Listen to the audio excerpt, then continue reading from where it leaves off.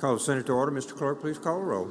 Senator Barnett, Senator Barrett, Senator Berry, Senator Blackman, Senator Blackwell, Senator Blunt, Senator Boyd, Senator Branning, Senator Brumfield, Senator Bryan, Senator Butler, Senator Carter, Senator Chazanall, Senator Chisholm, Senator DeBar, Senator Delano, Senator England, Senator Fillingane, Senator Frazier, Senator Harkins, Senator Hickman, Senator Hill, Senator Hobson, Senator Horn, Senator Jackson, Senator Johnson, Senator Jordan, Senator Kirby, Senator Ladner, Senator McCon, Senator McClendon, Senator McMahon, Senator Michelle, Senator Norwood, Senator Parker, Senator Parks, Senator Polk, Senator Rhodes, Senator Robinson, Senator Seymour, Senator Simmons of the 12th, Senator Simmons of the 13th, Senator Sparks, Senator Suber, Senator Tate, Senator Thomas, Senator Thompson, Senator Turner Ford, Senator Whaley, Senator Wiggins, Senator Williams, Senator Younger. Mr. President, a quorum is present. Thank you, Mr. Clerk. Senators and guests in the gallery, please rise for the invocation given by Chad Bowen, who is the pastor at Forest United Methodist Church in Forest, Mississippi. He's a guest of Senator McCon, who will do the Pledge of Allegiance. Pastor Bowen. Let's bow our heads and pray. Eternal triune God, Father, Son, and Holy Spirit, we thank you for this group that is gathered here today. Voters have selected intelligent and policy-minded, connected folks who can build relationships and influence things in our state. We pray that by your grace we might be gentle and kind, patient, humbled by the fact that one day we will stand before your throne of judgment. We ask, Lord, that in fear of you, which is the beginning of wisdom, we might be bound to you in love, invested in the common good, and seeking out what you would have for our state. Pray, O Lord, that you would forgive us for the ways that we have fallen short, that you would draw us into you, that we might know abundant life, direction, strength, and all of the things that we need to be faithful to you and to the people today. We pray this in Jesus' name. Amen. Amen. Please join me in the pledge. I pledge allegiance to the flag of the United States of America and to the republic for which it stands, one nation, under God, indivisible, with liberty and justice for all.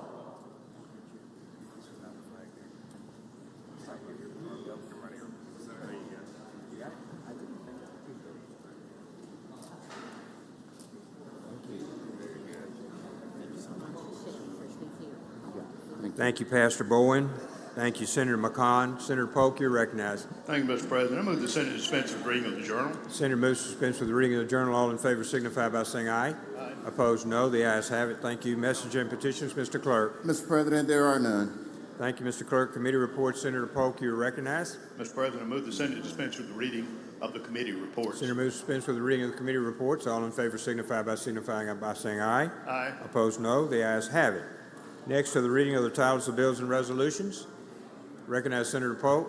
Thank you, Mr. President. I move the Senate dispense with the reading of the titles of the bills and resolutions. Senator moves to dispense with the reading of the titles of the bills and resolution. All in favor signify by saying aye. Aye. Opposed, no. The ayes have it. Next to introduction of guests, Senate. Introduction of guests. We'll start with Senator Younger in the back. Senator Younger, you're recognized for introduction, sir. Thank you, Mr. President. In the South Gallery and part of the East Gallery, we have the Republican women from Lowndes County, a bunch of good-looking ladies from Lowndes County. Please stand up and give them a warm hand, please.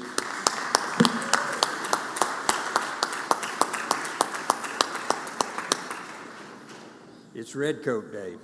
All right. Senator Chisholm, you're recognized for introduction, ma'am. Thank you, Mr. President. We have a very special guest with us today, and I would like for him to stand to be honored.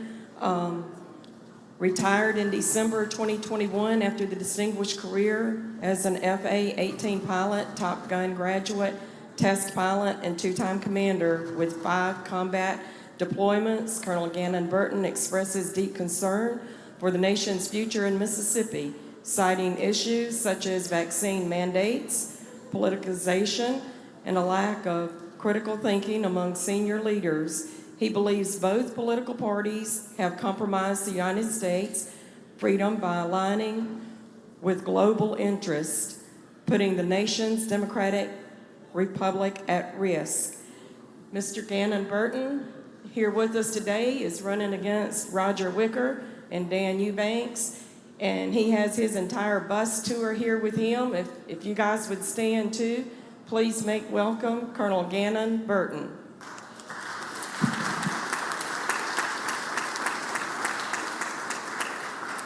Thank you. Senator Fillingham, Thank you, Mr. President, for an introduction. please proceed.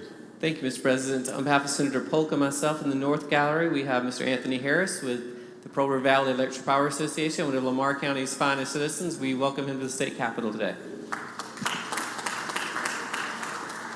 Thank you, Senator Fillingham. Senator Sparks, you're recognized for introduction, sir. Thank you, Mr. President. I would ask the Senate help me welcome today 12 individuals, educational professionals from Etowah Community College taking part in their internal leadership development. Lee Adams, Adam Denton, Jason Dickinson, Stacy Loden, Lindsay Patterson, Audra Perry, Caleb Ramey, Madison Robinson, Caitlin Stanfield, Rachel Steele, Alicia Thornton, and Jason Williams. If y'all would please stand and the Senate make them feel welcome. Thank you.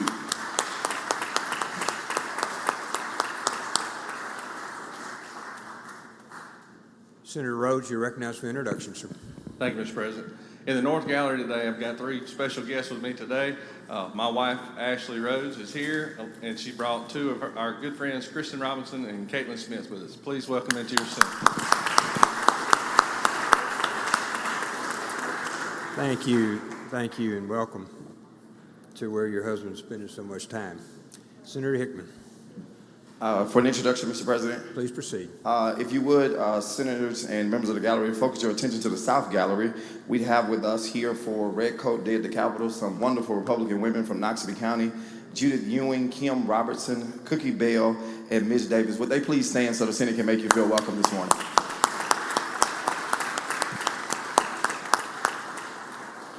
Thank you. Any other introductions? Introduction, Senate.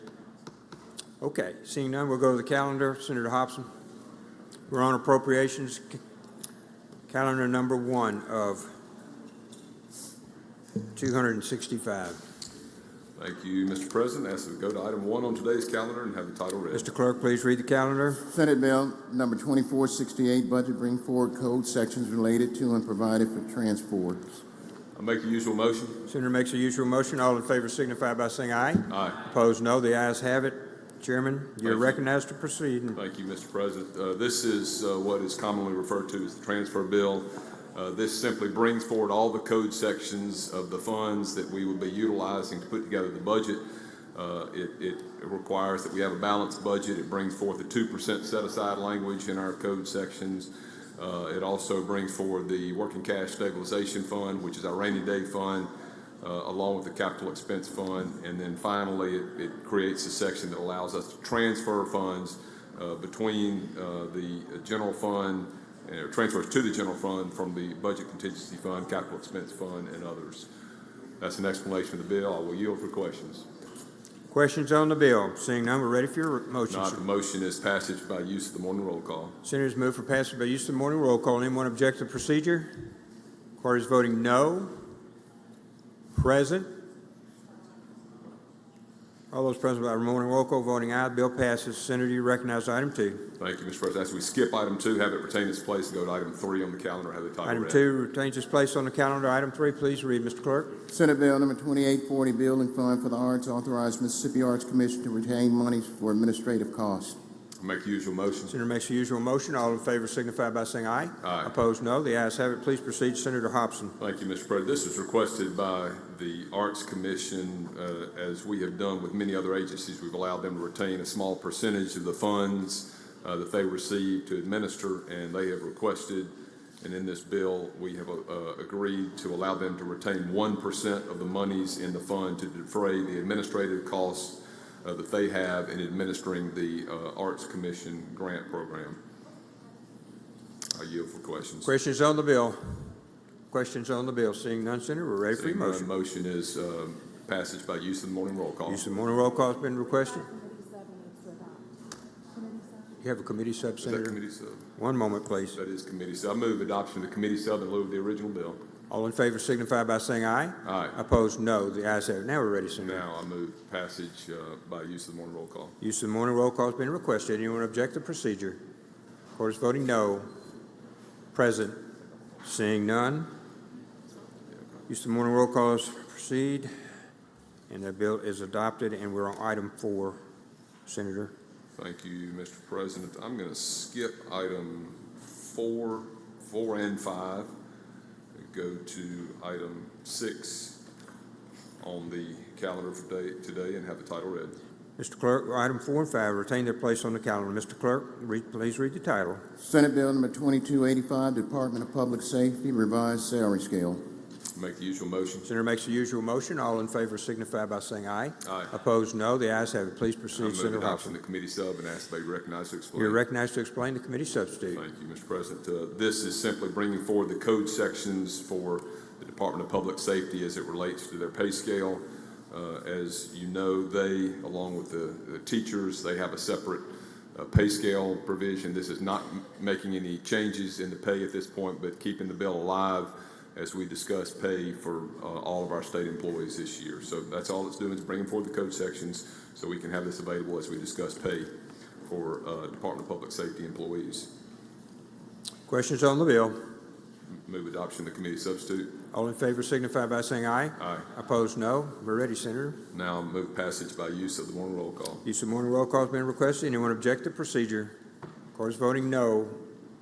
Present. Seeing none. Use of the morning roll call is granted. Bill passes. Senator, we're back on item 6, sir. I'm going to skip items 7 and 8 and ask that we go to item 9 on today's calendar and have the title read. 6, 7, and 8 retain their place on the calendar. Actually, 6 we just passed. I'm sorry, I think 7. You're 7 correct. and 8, That's please. correct, Senator. 6 we passed. 7 and 8 retain their place on the calendar. Mr. Clerk, please read the title. Senate Bill number 2841, State Treasury Efficiency Act, enact. I make the usual motion. Usual motion. All in favor signify by saying aye. Aye. Opposed, no. The ayes have it. I move adoption of the committee substitute and ask that you recognize Senator Polk to explain. Senator Polk, you're recognized to explain the committee substitute. Thank you, Mr. President. Thank you, Mr. Chairman. This Bill 2841 is named in Section 1 as the State Treasury Efficiency and Transparency Act. This bill is good business for Mississippi. In Section 2, we have the definitions that are used in the bill. Then in Section 3, what this does is require state agencies, without stipulations that they can't because of a fund matter, will pool all their funds with the treasurer, and then those funds will be able to be invested. It will draw more interest and more income than they are separately alone. The treasurer shall have the ability to make sure that agencies are meeting these requirements, and the treasurer may provide an exception to the funds, as I said, if they are being held in interest-bearing account, that they cannot be pooled, and that cannot happen. In Section 4 is reporting. All state agencies must report by September 30th of this year. That tells what funds they have, what can be pooled, and what cannot. By December 15th, 2024, the accuracy of this information given to the LBO will be determined, and then that'll include their recommendation on any funds that should be closed and combined in any legislation related to their recommendation. The other parts of the bill allow a 4-year reporting from that point forward, and that reporting will happen anytime after a statewide election. That's the impetus of the bill, is to increase the funds that we're able to draw from financial institutions on the monies that we have available to pool and to invest. If there are no questions, I'd use the morning roll call to pass the committee sub. Any questions? Okay. We've got to adopt the committee sub first. Okay, do I have questions on the committee substitute?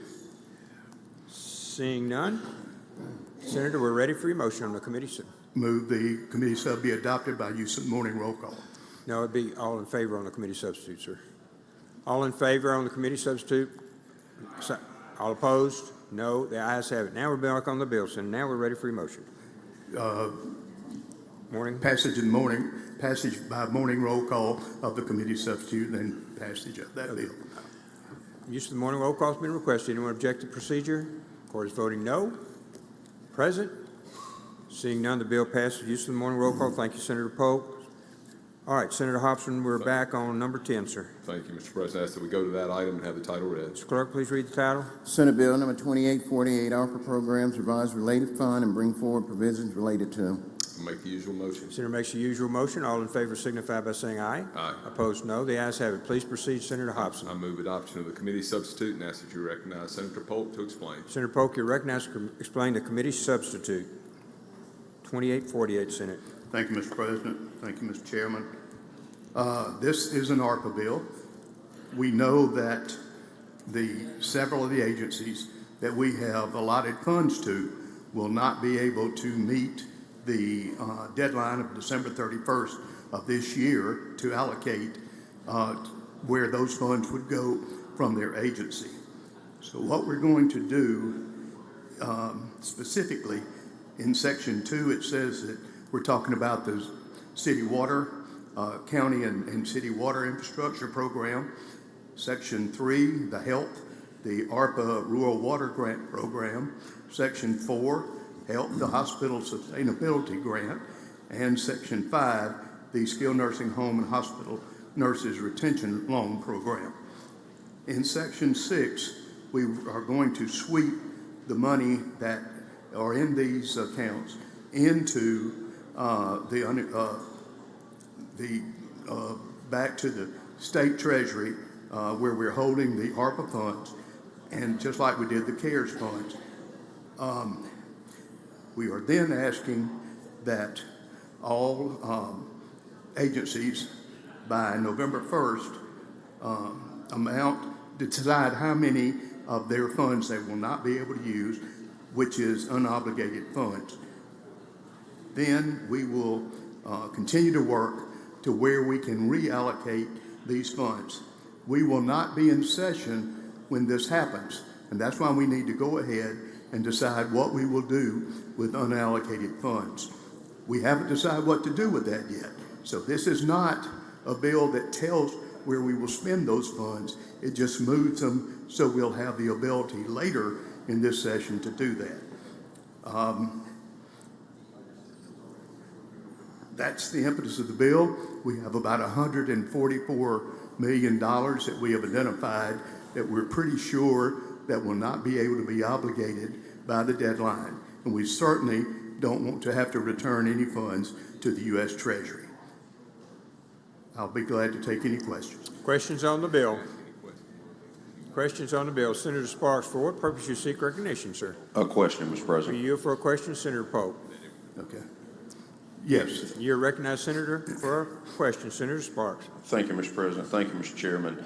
In looking at this on Section 7, the number 144 million or so is what this legislation proposes to sweep into the general fund, or into the special account that we have for ARPA funds.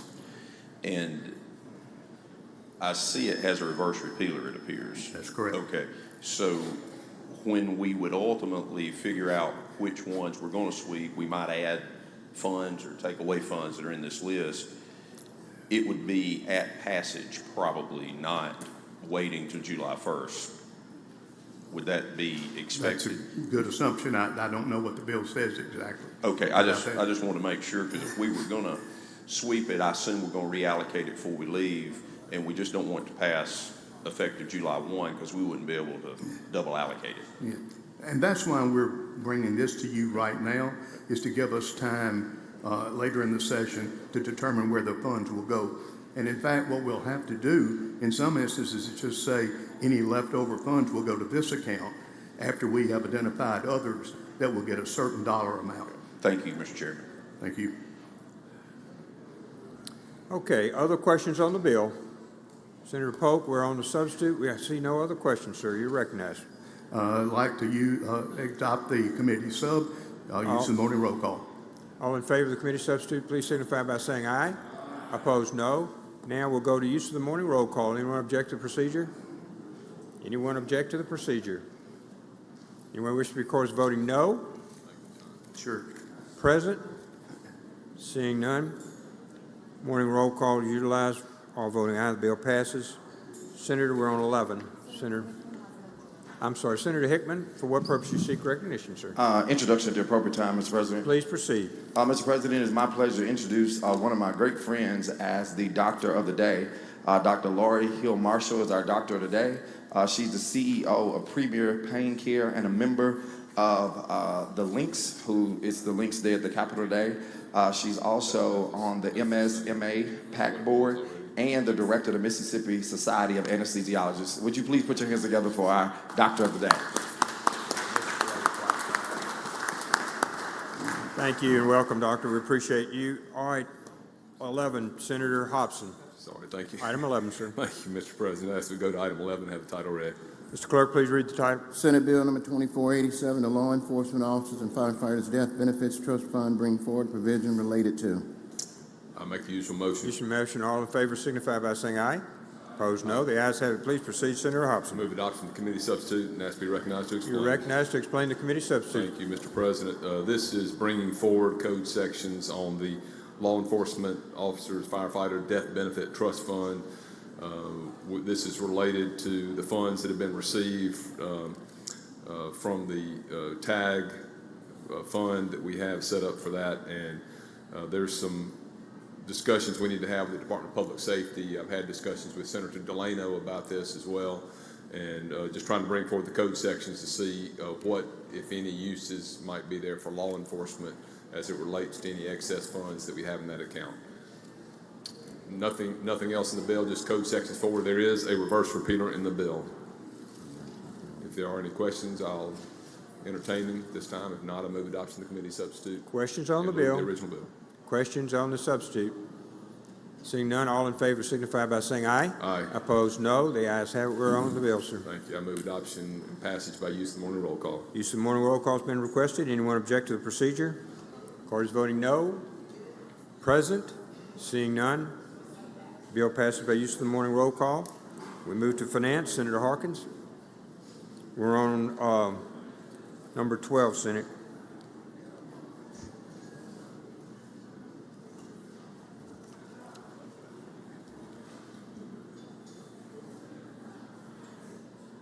Thank you, Mr. President. I'd like to skip that item and go down to have them retain their place on the calendar and go to item 19, Senate Bill 2470, and have the title read.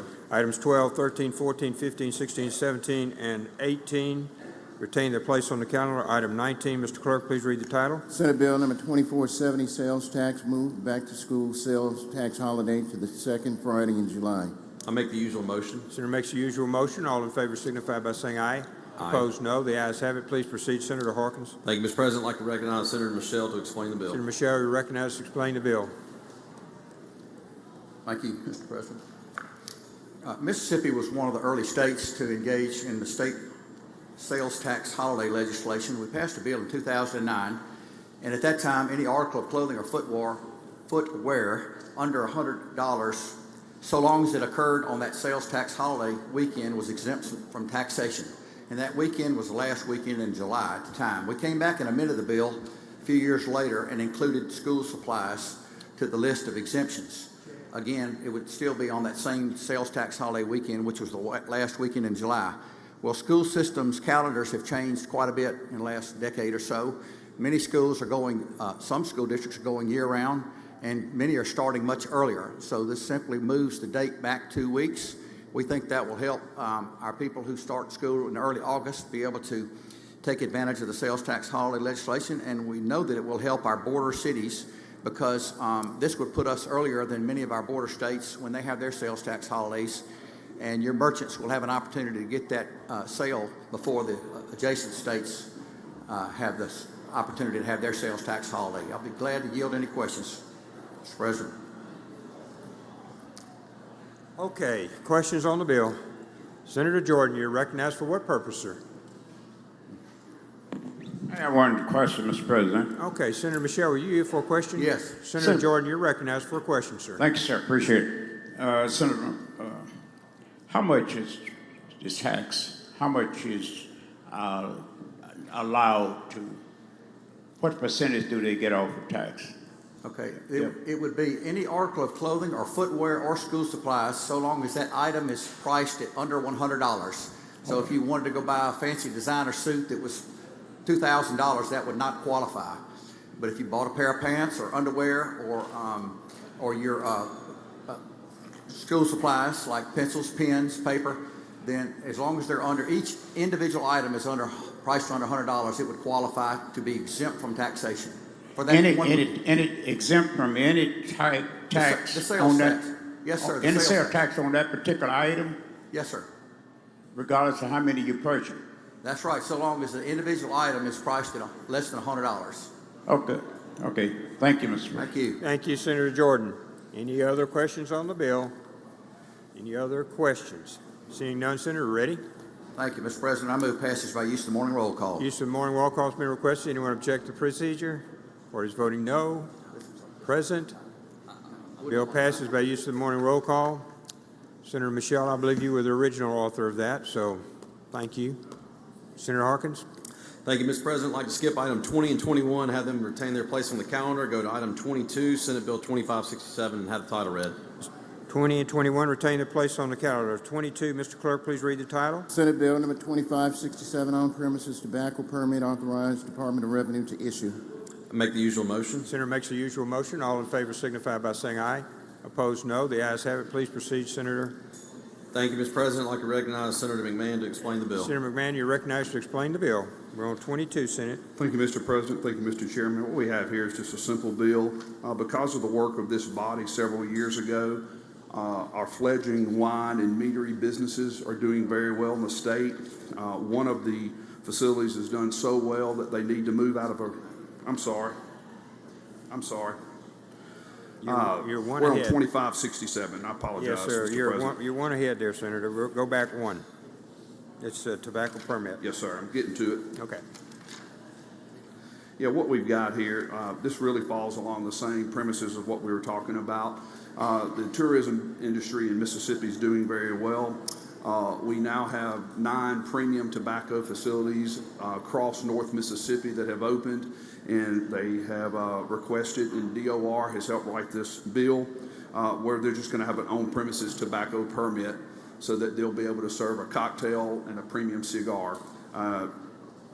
75% of the business of a premium cigar business will have to be premium cigars, and it does not allow them to sell cigarettes. So this is just for premium cigars.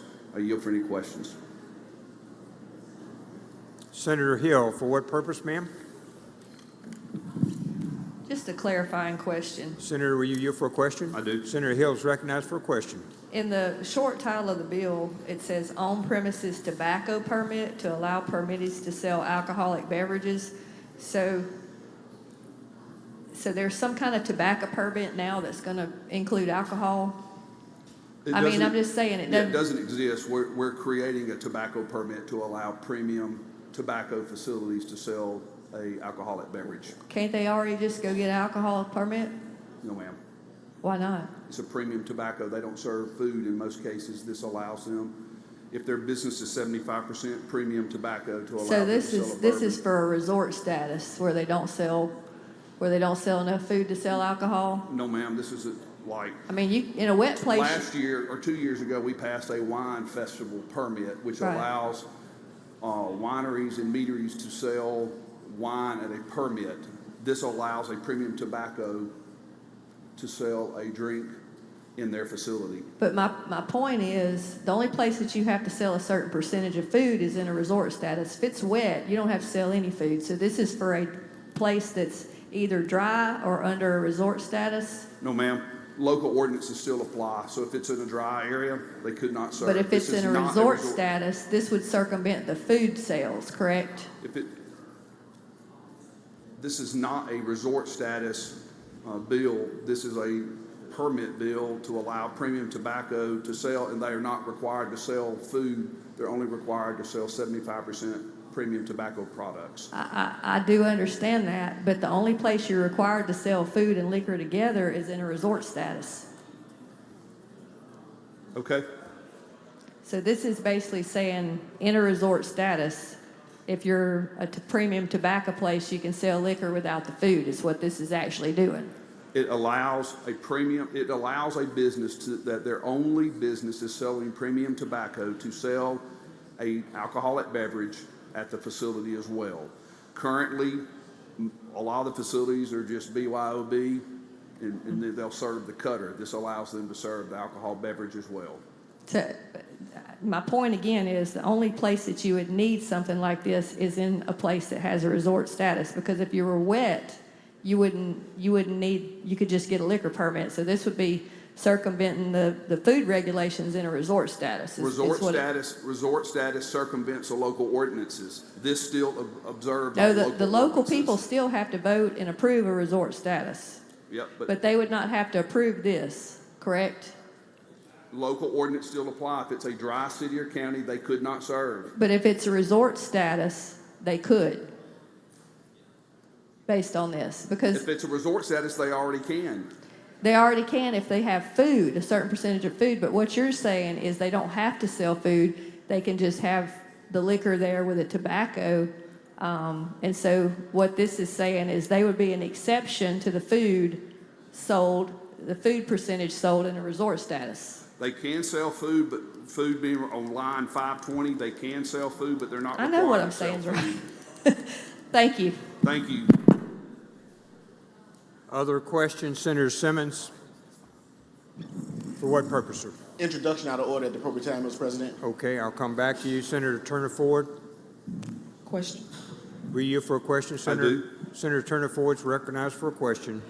Thank you, Mr. President. Thank you, Senator. So, as I understand it, in order for a business to qualify for a liquor license, they must sell food, typically. Typically. And what you're But proposing, not at a wine festival or not for the tobacco permit. but what you're proposing with this bill would allow these premium cigar places, as you refer to them, to sell liquor without the food component. That's correct. It's premium. It's a premium tobacco product, not cigarettes. It's a premium tobacco product. I believe there's one of these facilities in Columbus. Thank you. Thank you. Thank you. Senator Horn, for what purpose, sir? Introduction out of order. Well, one moment. As soon as we finish the bill, we'll come to you, Senator Horn. Senator Simmons? Thank you, Mr. President. Introduction out of order, please. Okay, one moment. We'll come back to each of you. Okay, any questions on the bill? So we can finish the bill. Any questions on the bill? Okay, Senator, we're ready for your motion, sir. Move for final passage on the morning roll call. Use of the morning roll call has been requested. Does anyone object to the procedure? Wish to be recorded as voting no. Hill, Tate, Frazier, Turner Ford, Norwood, Hickman, Parker, Butler, Blackwell, Chisholm, Branning, Parks. Anyone else? Barnett, Chazanall, Simmons, D. Simmons, McClendon, Anyone else? I'm sorry, Jordan? Fillingane? Anyone else? Sparks? Brumfield? Seymour? Anyone else? Anyone else? Mr. Clerk, give me a total, please, sir. How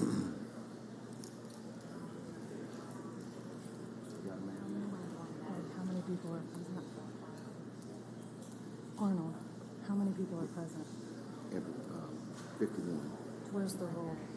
522. Did we have any present? Anyone voting present?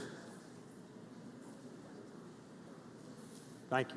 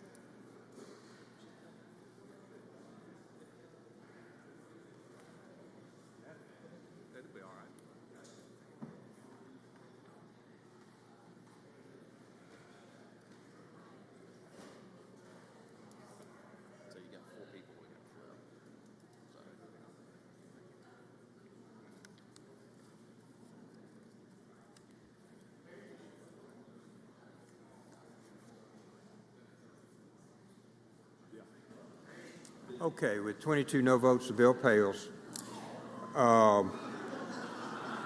23. Thank you, Mr. President. One second before we start. We had some introductions out of order. Thank Senator Simmons and Senator Simmons. Senator Simmons D first. Thank you, Mr. President. Members of the Senate populated throughout the North, West, and South galleries are ladies from one of the oldest and largest volunteer service organizations in the country, the Links. We are asking these beautiful ladies if you all will stand, and I ask the Senate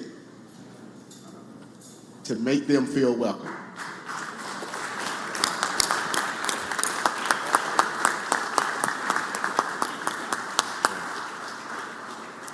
Thank you, Senator Simmons. You're recognized for introduction. Thank you, Mr. President. Throughout the gallery, we have some beautiful ladies of the Mississippi Delta chapter of the Links. We have Dr. Ursine Carter, which is the president, along with Marilyn Starks, Shirley Fields, Emma Simpson, and Betsy Taylor, and Lakeisha Richardson. Would you all please stand? Thank you.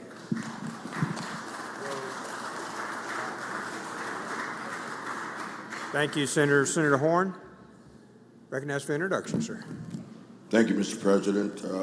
As a further introduction of our Links, we won't ask them to stand again, but on this day, Mississippi Links Day at the Capitol 2024, we have links from all over the state of Mississippi, and nationwide, it's an organization that's about 15,000 strong. They're one of the oldest and most revered organizations in the country on volunteerism. And Ms. Tiffany Cole Johnson, if you would stand, she's Regional Southern Area Chair of Legislative Affairs and Resolutions. Ms. Mavis James, Jackson, Mississippi, Chair of State Planning Chair, Chapter of the State Planning Chair. Dorothy Thompson, LaFleur's Bluff, Mississippi Chapter, State Planning Co-Chair. And Mr. President, if I could, I want to point out two very dear friends of mine, and I know I'm probably going to get in some trouble on this, but I'd like to recognize Dr. Jasmine Chapman, who runs Jackson Hines Comprehensive Health Care Center, and former Chancery Judge Denise Owens. I'd like to ask that the Senate make them welcome.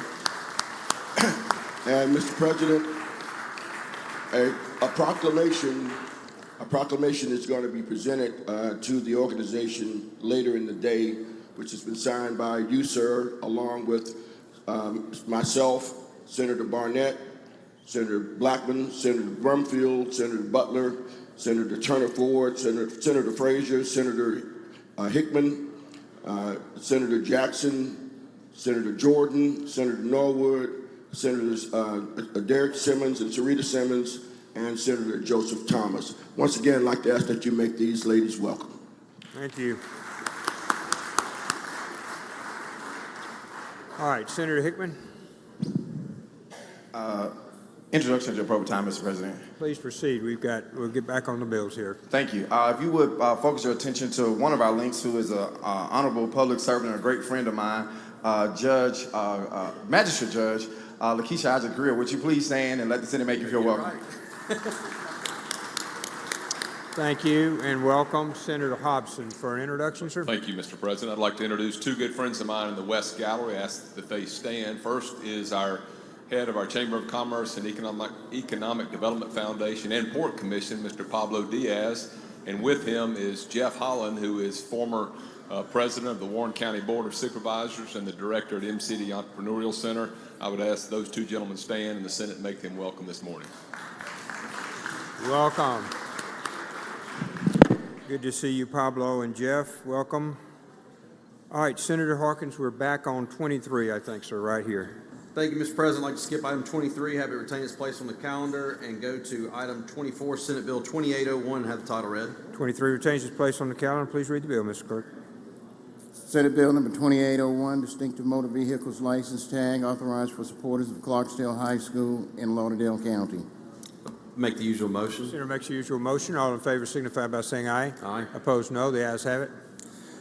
I'd like to adopt the committee substitute in lieu of the original bill and be recognized to explain it.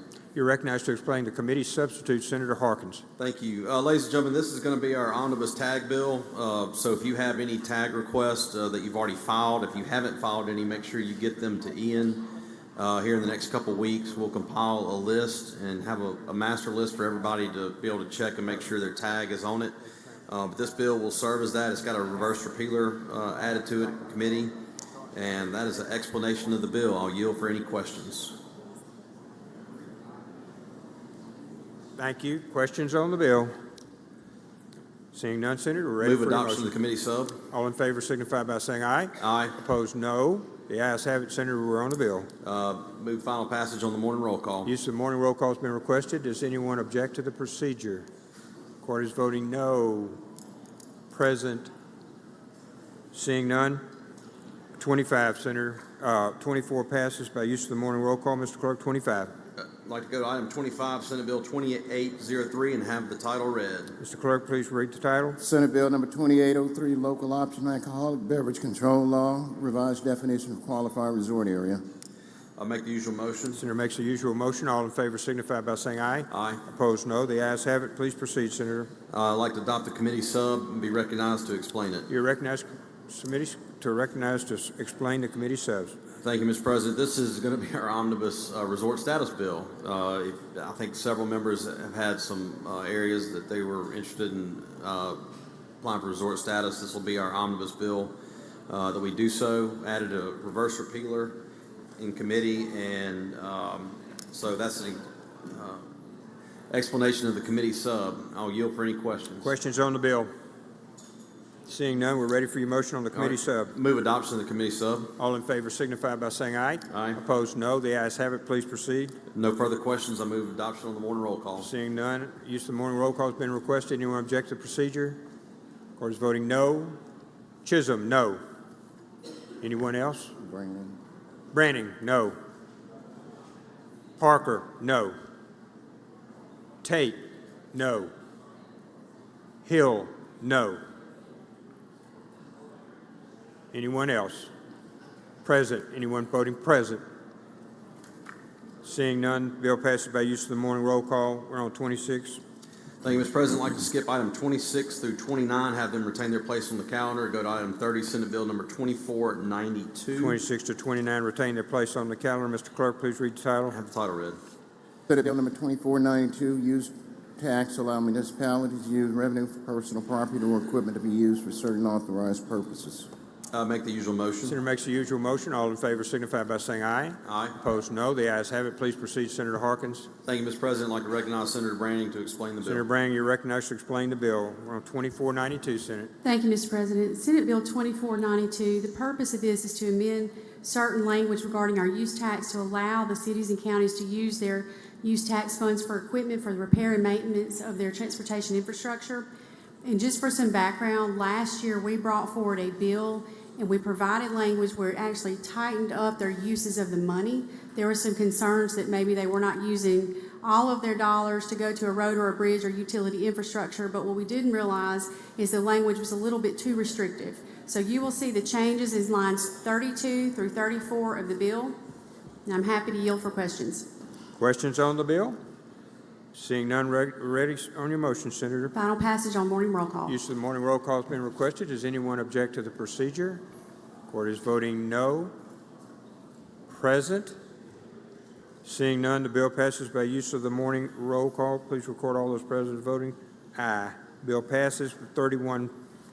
Thank you, Mr. President. I'd like to skip item 31 through 34 and have them retain their place on the calendar. 31 through 34 will retain their place on the calendar. Senator Kirby, you recognize? Senator Kirby. Pass and retain on the rules bills. That's 36 through 41. Pass and retain on all of the rules bills down to 41. Fillingane, Senator Fillingane. Pass and retain. Senator Younger. Senator Younger is on item 43. You're recognized on item 43 on the calendar. Thank you, Mr. President. I'd like to take up item 43, 44, and 45 in block and have the titles read. Mr. Clerk, first, is any objection? All in favor of taking these up in block, signify by saying aye. Opposed, no. The ayes have it. Please proceed. Mr. Clerk, please read the titles. Senate nomination number 2, Dr. Gregory A. Gregg, Howell, DVM, Western Mississippi State Board of Animal Health, 4-year term effective July 1st, 2023 and ending June 30th, 2027, representing a licensed and practicing veterinarian who holds a Doctor of Veterinary Medical degree. Senate nomination number 62, Terry Wayne Emerson, West Point, Mississippi State Board of Animal Health, 4-year term effective August 1st, 2023 and ending July 31st, 2027, representing a swine breeder and producer recommended by the Mississippi Pork Producers Association. Senate nomination number 63, Andrew Page Andy Prosser, Madison, Mississippi State Board of Animal Health, 4-year term effective August 1st, 2023 and ending July 31st, 2027, representing a catfish breeder and producer recommended by the Mississippi Catfish Association. Thank you, Mr. Clerk. Senator Younger, you're recognized. All three of these individuals had clean records, and I do make the motion that we do advise and consent. By use of the morning roll call. By the use of the morning roll call. Use of the morning roll call has been requested for advise and consent. Does anyone object to the procedure? Court is voting no. Present. Seeing none, please record all those present voting morning roll calls voting aye, and all are given advise and consent from the Senate. We go to 46, Senator Parker.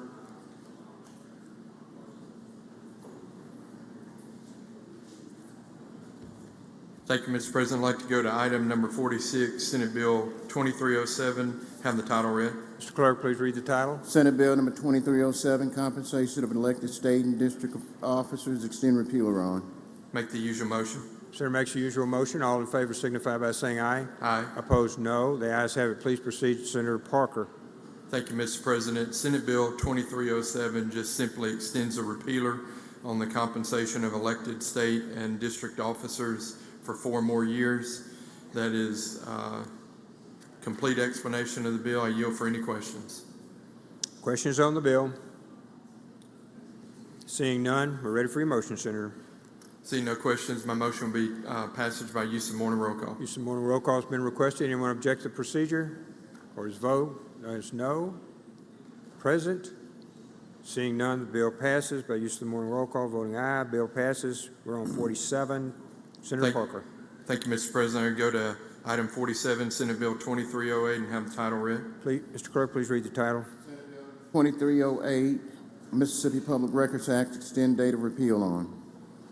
This simply extends a repealer on the Mississippi Public Records Act. I've had some conversations with Senator Blunt that we perhaps may not need a repealer on this bill in the future. I do have a House companion of this bill that's already made its way over as well. For right now, my recommendation would be that we just extend the repealer for 4 years, and we will see how the bill moves as we look at bills from both sides. I yield for any questions. Questions on the bill? Seeing none, we're ready for your motion, Senator. See no questions, my motion will be passage by use of morning roll call. So morning roll call has been requested. Anyone object to the procedure? Court is voting no. Present? Seeing none, please record all those voting aye on the morning roll call. Bill passes. We're on 48, Mr. Clerk. 48, Senator Parker. Thank you, Mr. President. Go to that item, Senate Bill 2309, and have the title read. Mr. Clerk, please read the title. Senate Bill number 2309, Trip Optimizer for State Employee Travel Reimbursement, extend moratorium on applications to certain state agencies. Make the usual motion. Senator makes the usual motion. All in favor signify by saying aye. Aye. Opposed, no. The ayes have it. Please proceed. Thank you, Mr. President. Similar type of bill. This is a Trip Optimizer for state employee travel reimbursement. Extends the repeal date for another 4 years. Yield for any questions. Questions on the bill. Senator Fillingane, for what purpose? Introduction. 1 moment. Questions on the bill.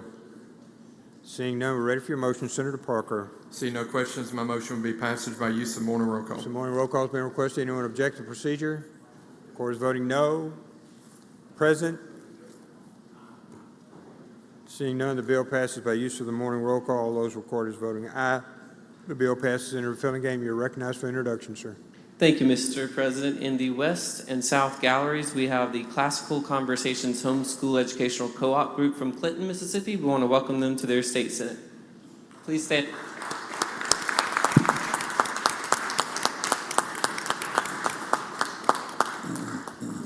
Welcome. Welcome, all of you. It's good to see all of you here at your capital. All right. Senator Blunt, you're recognized for introduction, sir. Thank you, Mr. President. In the West Gallery, we have a group of students from First Presbyterian Day School here in Jackson. I would ask them to stand up, please, and ask the Senate, please make them, and they're in the North Gallery. We're glad to have you here at the Capitol. Please make them welcome.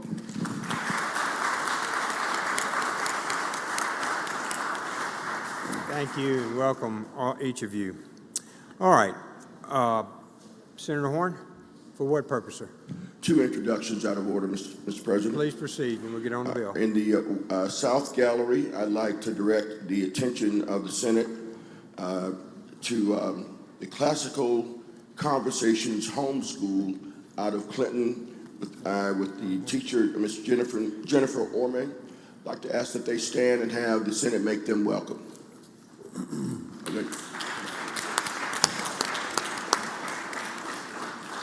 And also, Mr. President, in the West Gallery, a good friend of mine, a local businessman, Mr. Kirby Butler. Kirby, if you stand and have the Senate make you welcome. Thank you, Kirby. Good to see you. Item 49, Senator Parker, we're on the bill.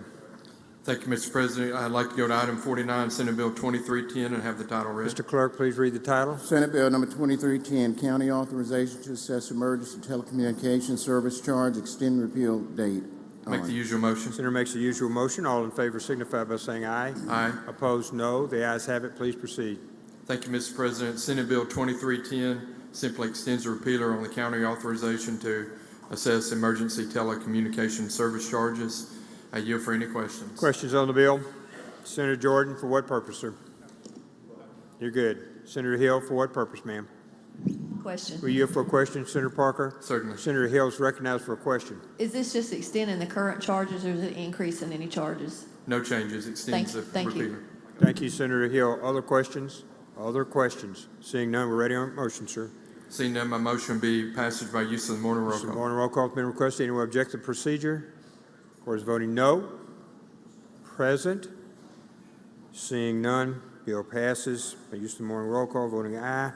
Senator, you're recognized. We're on 50.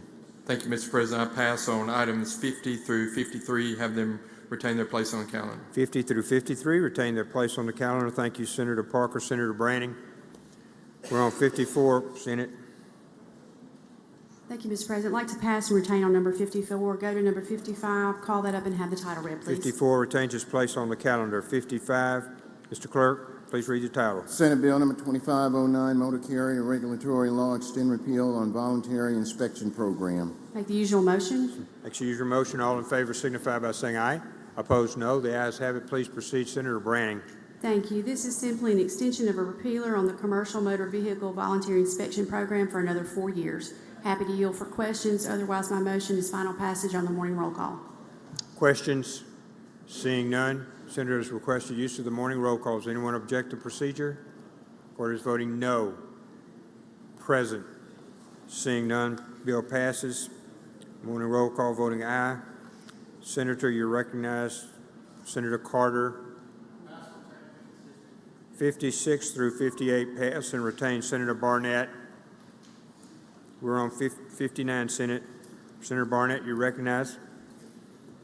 Thank you, Mr. President. I ask that we call up item number 59 on today's calendar and have the title read. Mr. Clerk, please read the title. Senate Bill number 2444, Central Mississippi Pilot Prison Industries Program, expand to all state, regional, and private correctional facilities. Thank you, Mr. President. Make the usual motion. Usual motion. All in favor signify by saying aye. Opposed, no. The ayes have it. Please proceed, Senator. Thank you, Mr. President. Senate Bill 2444 is an extension of a bill that we passed a couple of years ago that allowed individuals who were incarcerated to also be released during the day to go out and work and earn a pay. And half of their pay they would have to save. 25% of their pay they would pay their fines, fees, and restitution. 15% of their pay will go to the state or agency that helps them get to and from work, and 10% will be used for incidentals that they may use around the facility. We have known that this program has been a great success, and so what we're doing this year is to extend this program to our other state facilities and our private prisons so that we can get more men and women out working and keep them out. We had 51 participants in this particular program to start with, and out of 51 of those, only 2 of those people returned back to prison after successfully completing the program. So I think it's a good program, and that's the explanation of the bill, Mr. President. I yield to any questions. Questions on the bill? Questions on the bill? Seeing none, we're ready for your motion, Senator. Thank you, Mr. President. Actually, adopted based upon the morning roll call. Use of the morning roll call has been requested. We're going to object to the procedure. Wish to be recorded as voting no. No. Present. Seeing none, bill passes. Use of the morning roll call, voting aye. We go to item 60. Thank you, Mr. President. I ask that we call up item number 60 on today's calendar and have the title read. Mr. Clerk, please read the title. Senate Bill number 2448, Mississippi Earned Parole Eligibility Act, delete repealer. Thank you, Mr. President. I ask make the usual motion. Senator makes the usual motion. All in favor signify by saying aye. Opposed, no. The ayes have it. Please proceed. Thank you, Mr. President. I ask that we adopt the committee substitute and also be able to explain it. You're recognized to explain the committee substitute, Senator. Thank you, Mr. President. In the original title had that we delete the repealer, but what we did on this earned parole bill was to actually extend the repealer to 2028 is all we're doing in this bill, to extend the repealer to 2028. That's the explanation of the bill, Mr. President. Questions on the bill? Questions on the committee substitute? Seeing none, you're ready on your motion on the committee substitute, Senator. Thank you, Mr. President. I ask that we adopt the committee substitute in lieu of the original bill. All in favor signify by saying aye. Opposed, no. The ayes have it. We're ready on your motion on the bill, sir. Thank you, Mr. President. Actually, we'll adopt the committee substitute in lieu of the original bill on item by use of the morning roll call. Use of the morning roll call has been requested. Anyone object to procedure? Or is voting no? Chisholm, no. Hill, present. Present, Branning. Anyone else? Anyone else? Bill passes. Item 60. Senator, you're recognized. 61. Thank you, Mr. President. I ask that we call up item number 61 on today's calendar and have the title read. Mr. Clerk, please read the title. Senate Bill number 2445, Correctional System Programs Extend Repealers. Thank you, Mr. President. I ask that we adopt the committee substitute and ready to explain. You're recognized to explain the committee substitute, Senator. Thank you, Mr. President. We have several repealers that are up for repealing on this year, and we extended those repealers on bills that we already had, except for one repealer. Those that we agreed to extend was until 2028, and only one bill that we allowed to extend the repeal on it was until 2026, and that one bill was the county sheriffs could have the opportunity to have certain inmates to be able to go out and work every day. And the reason why we only did it for 2 years, because for 2 years ago, last year, we was actually at Harrison County and Lee County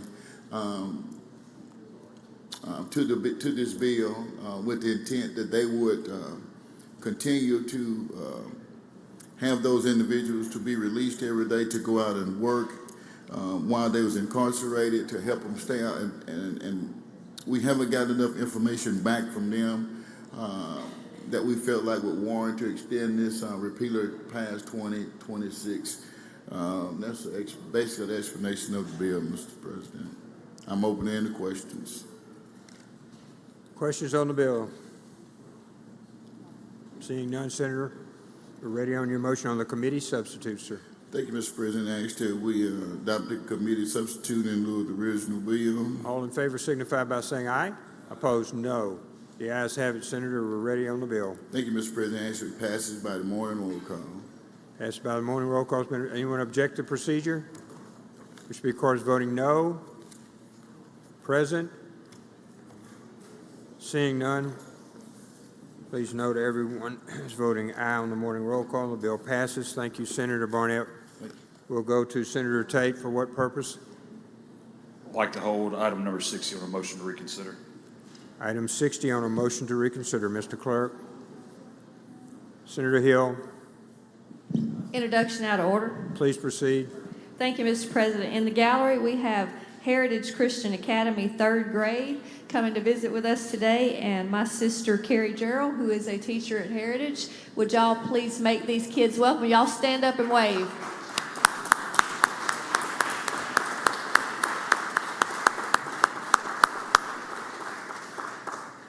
Welcome. Senator England. Introduction out of order, Mr. President. Please proceed. Ladies and gentlemen, if you'll help me make some friends of mine welcome in the South Gallery. We have Mr. Derek Bodard, who is President and CEO of Superior Optical, and Kim Bushi, who is Controller. If you guys will stand up, we'd like to make you feel welcome today. Thank you.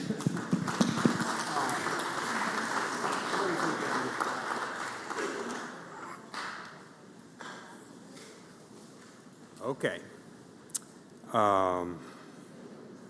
Senator Younger, for what purpose, sir? Announcement, Mr. President. Please proceed. Thank you, Mr. President. Today is one of our former colleagues' birthday, and that Grecian formula sure is working well on him. It's former Senator Moran's birthday today. Happy birthday, Senator Moran. Welcome home, Senator McMahon. Angela was wrong. She confused everybody. Hey, Senator McMahon, you're recognized for what purpose, sir? Mr. President, I would like to reconsider the vote on Senate Bill 2567. 2567, Mr. Item 22. Pardon me? No, he wants to reconsider.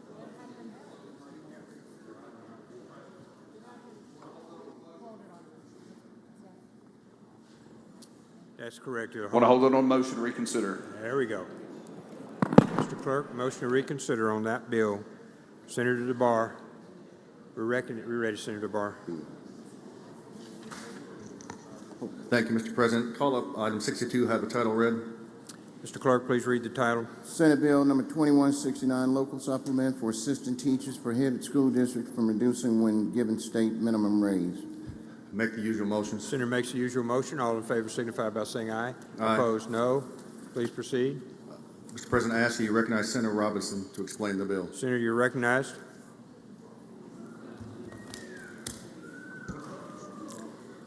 Thank you, Mr. President, and thank you, Mr. Chairman. The bill that you have before you is 2169. It has to do with the assistant teacher minimum raise, where some districts withheld local supplements from assistant teachers after those teachers received pay raises from the state. It works to amend three things that it does: provide no schools district shall reduce the local supplement or pay an individual assistant teacher less than the minimum salary in a year in which the state minimum salary is increased. The second thing is to provide for reduction in funds for school districts that violate the provisions of this section. And then to provide that no school district shall pay any assistant teacher less than the state minimum salary unless done so by a prorate daily amount where there has been a reduction in the adequate education program allocation. Also, very important, the bill provides that nothing herein contained shall prohibit any school district from adopting or continuing a program or plan whereby assistant teachers are paid varying salaries according to classroom performance and other similar standards. Mr. President, if there are no questions, No, you're not getting by that. I move passage by use of the morning roll call. Well, I think we have questions. Senator Wiggins. Oh, no. No. I changed my mind. No questions. All right, Senator Wiggins, you're recognized. Thank you, Senator. So I was just wondering, if I had a choice, would I choose chicken or sausage, and particularly Sanderson chicken or Polk sausage? Oh, my. I would have to say Polk sausage because Sanderson Farm sold to Wayne Sanderson, and I served with Mr. Polk in the Senate. Oh. Well, you may just cut my questions down then. Uh-oh. So how should I bake my chicken on like what temperature should I do? You should bake your chicken until it's well done, 350 degrees for 2 hours. Okay, I'll sit down on that one. Thank you. Thank you, Senator And I Carter. don't cook. Senator Carter. Question, Mr. Are President. you here for a question, Senator? Senator Carter, you're recognized. So, in this bill, can you make more money by having a poultry science degree? Yes, sir. Poultry science degree majors make a lot of money. What is poultry science? It's the study of chickens. Like, how intense does that get? Like, It gets very intense. You learn how to do a necropsy. Okay. That's all Do you I've not got. want to know what that is? No, I don't want to Okay. know what that is. Senator Jordan, for what purpose, sir? I have a question for the Are you lady, here for a Mr. question, President. Senator? Senator, you're recognized. Out of the 140 school districts, there are about how many was reducing the salary of those assistants? How many, excuse How me, many school districts was doing that? how many assistants, teachers' salaries were reduced? Yes, ma'am. I'm sorry, I don't have that number, but Mr. Chairman might. No, he does not either, but No we can one get knows. that for you. But there's evidence that it has been done. Pardon me, I didn't understand. But are there any evidence that it has been done, that those teacher assistant salaries have been reduced, what you've indicated, I believe? I want to know, is there substantial evidence to know that school leaders tamper with those assistants' salaries?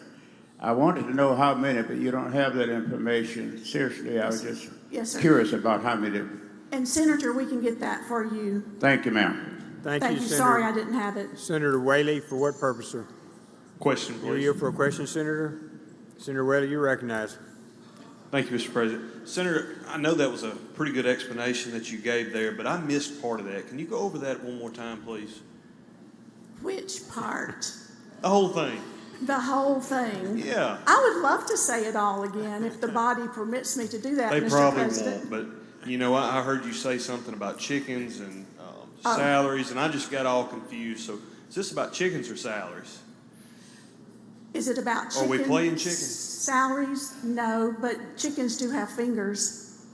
Chickens have fingers. How many? A lot. Thank you, Senator. Senator England, you're recognized for a question. Thank you, Mr. President. Senator Robinson, you yield for a question or two? No. Oh, no. Yes. Thank you. I knew you would. Thank you, Senator England. Senator Robinson, I'm so glad to have you here. Your district's, you know, doing very well having you here represent them, and I think it's a good bill. On behalf of our assistant teachers, I've heard from a lot of them, but I also had a student ask a question of an assistant teacher, and I was going to see if you could help with the question. And the question was, which came first, the chicken or the egg? And I was wondering if you could maybe give us that answer once and for all here today. Yes, sir, I can. What came first, the chicken or the egg? In our business, the egg comes first. Well, that answers it. That's There you go. You know what? I don't know if I'll have any questions on any other bills after that one. Thank you, Senator Robinson. Thank you, Senator England. Any other questions? Any other questions? All right, Senator, we're ready for your motion. Mr. President, I move final passage by the morning roll call. Use of the morning roll call has been requested. Anyone object to procedure? Court is voting no. Present? Seeing none, your bill passes. Senator, congratulations and welcome. Thank you. Thank you.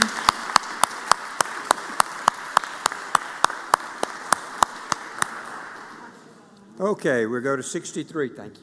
We go to 63. Senator Barr. Thank you, Mr. President. Call that item up and have the title read. Mr. Clerk, please read the title. Senate Bill number 2245, Education Data, authorize the Department of Education to report aggregate data and in compliance with federal standards. Make the usual motion. Senator makes the usual motion. All in favor signify by saying aye. Aye. Opposed, no. The ayes have it. Please proceed, Senator. I ask that you recognize Senator McMahon to... Senator McMahon, you're recognized to explain the bill. We're on 63, Senate.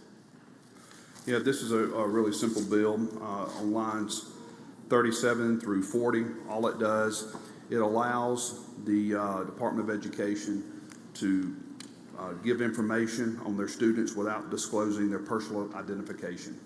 And that's all the bill does. Yield for any questions. Questions on the bill? Senator Polk, you're recognized for a question. Senator Polk satisfied. Any other question? Any questions on the bill? Okay, Senator, ready for your motion. Move for final passage on the morning roll call. Senator requested use of the morning roll call. Anyone object to the procedure? Court is voting no. Present. Thank you, Senator McMahon. Please record all those present voting aye. Bill passes. We go to 64. Senator Barr, you recognize. Call that item up and have the title Mr. read. Clerk, please read the title. Senate Bill number 2246, preschool reporting requirements, provides technical provisions related thereto. Make the usual motions. Makes the usual motion. All in favor signify by saying aye. Aye. Opposed, no. The ayes have it. Please proceed, Senator DeBar. I ask you recognize Senator McMahon to explain the bill. Senator McMahon, you're recognized to explain the bill. 64. We're bringing forward code section 37-151-81 on this bill, and what it does is just a technical change. The law currently states that they have to report preschool information for ages 4 and 5, but we're going to amend that to say 3, 4, and 5. That's all the bill does. Yield for any questions. Questions on the bill? Seeing none, we're ready on your motion, Senator. Move for passage on the morning roll call. Use of the morning roll call has been requested. Anyone object to the procedure? Court is voting no. Present? Seeing none, bill passes by morning roll call. Senator Barr, 65. Mr. President, I ask you skip that item, retain its place on the calendar, go to item 66, have the title read. 65 retains its place on the calendar. 66, Mr. Clerk, please read the title. Senate Bill number 2339, high school graduation requirements, allow sign language to be counted as a foreign language. Make the usual motion. Senator makes the usual motion. All in favor signify by saying aye. Aye. Opposed, no. The ayes have it. Please proceed, Senator. I ask you recognize Senator Hickman to explain Senator the bill. Hickman, you're recognized to explain the bill. We're on 66. Thank you, Mr. Chairman. Thank you, Mr. President. What this bill does, there are some of our schools that already offer sign language as an elective. What this bill would do would allow them to develop the curriculum and offer that sign language to take the place of their foreign language credit. And so basically this bill is just asking that a student or that a school who offers sign language, a standard curriculum program, be able to use sign language as a foreign language. It is my understanding that Senator Hill has a teacher in her district who has a curriculum that's developed, that's accepted. It's offered as an elective, but the students would like to be able to use that as a foreign language requirement. And Mr. President, that's my explanation of the bill, and I will yield for any questions if there are. Senator Jordan, for what purpose, sir? I have a question, You Mr. have a question, President. Senator Hickman? Senator, will Senator you Jordan, you're elaborate a recognized. little on sign language? Yes, sir. Just American Sign Language. It's a course of study for, that use, and so that's what they're talking about, sign language. Give me an example. I don't know sign language, but it's Thank you. Thank you. All right, other question, Senator Norwood, for what purpose, sir? Question, Mr. President. Were you for a question, Senator Hickman? Yes. You're recognized, Senator Norwood, for a question. Thank you, Mr. President. Thank you, Senator Hickman. Is sign language a foreign language? Yes, and so it's not necessarily categorizing sign language as a foreign language. It's allowing them to use sign language. Sign language will still be sign language. It's allowing them to use sign language for that foreign language credit. Students are required to take a foreign language. This would allow them to use sign language to satisfy that criteria for graduation. Mr. President, Senator Hickman, can you provide assurance that a student, a deaf-mute student, would not be offended by categorizing sign language as a foreign language? Now, Senator Norwood, I can't necessarily give you assurance, but we've had this conversation, and I don't think that it will be on their curriculum as this is a foreign language. It's just in the graduation criteria. You'd be able to use this and place this there to say you satisfy the taking of a foreign language. And so we're not going to be saying, oh, this is a foreign language. We're going to be saying this is sign language, but it can satisfy that graduation requirement. However, I have not spoken with individuals of the deaf community or anyone else to know if this, for a matter of fact, offends them. So you feel that, this would not be grounds for a parent to challenge the district by their child, if they feel that their child is offended or humiliated. You don't feel that it would be a cause for any legal action?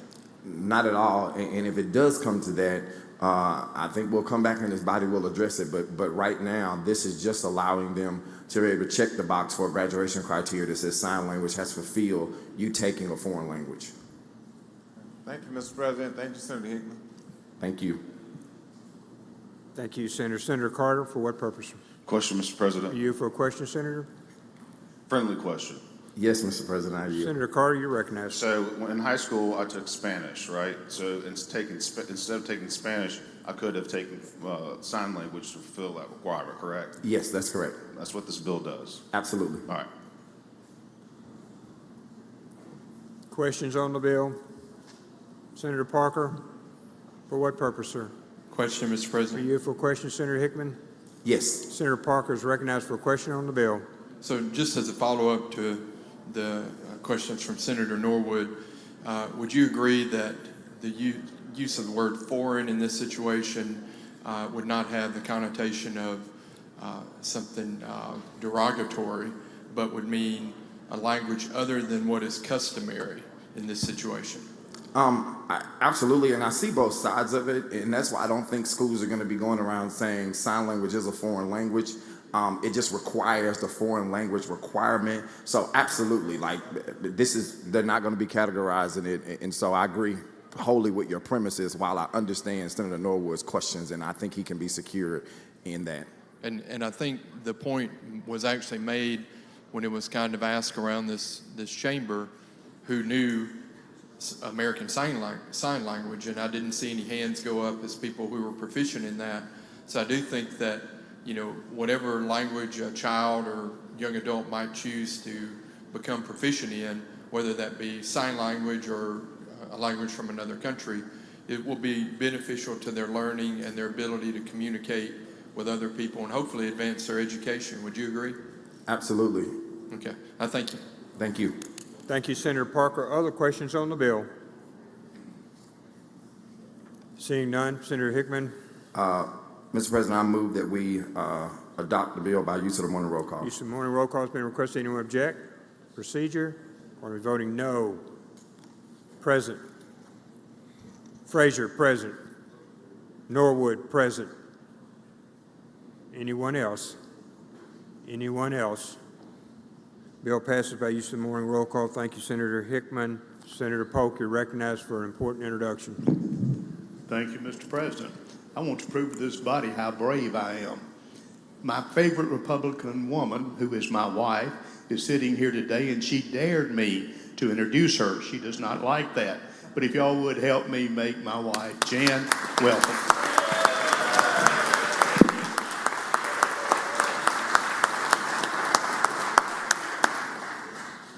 You're going to be out of the mobile home. All right. 67, Senator DeBar. Mr. President, I ask we pass on 67 and 68 and retain their places on the calendar. 67 and 68 retain their place on the calendar. Senator Michelle, you're recognized. We're on 69, Senate.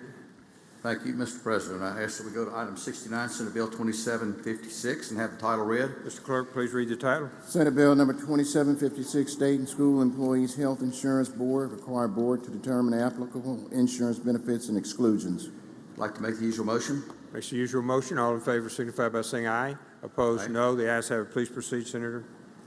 Thank you. Mr. President, I ask unanimous consent on line 69 to correct a typographical mistake. It refers to section 23-15.7. That should be section 25-15.7.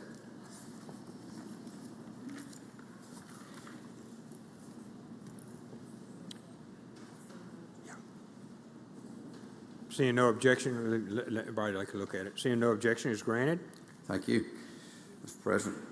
Members of the Senate, this bill deals with the State and School Employees Health Insurance Management Board and that they shall determine the benefits and exclusions allowed under the plan.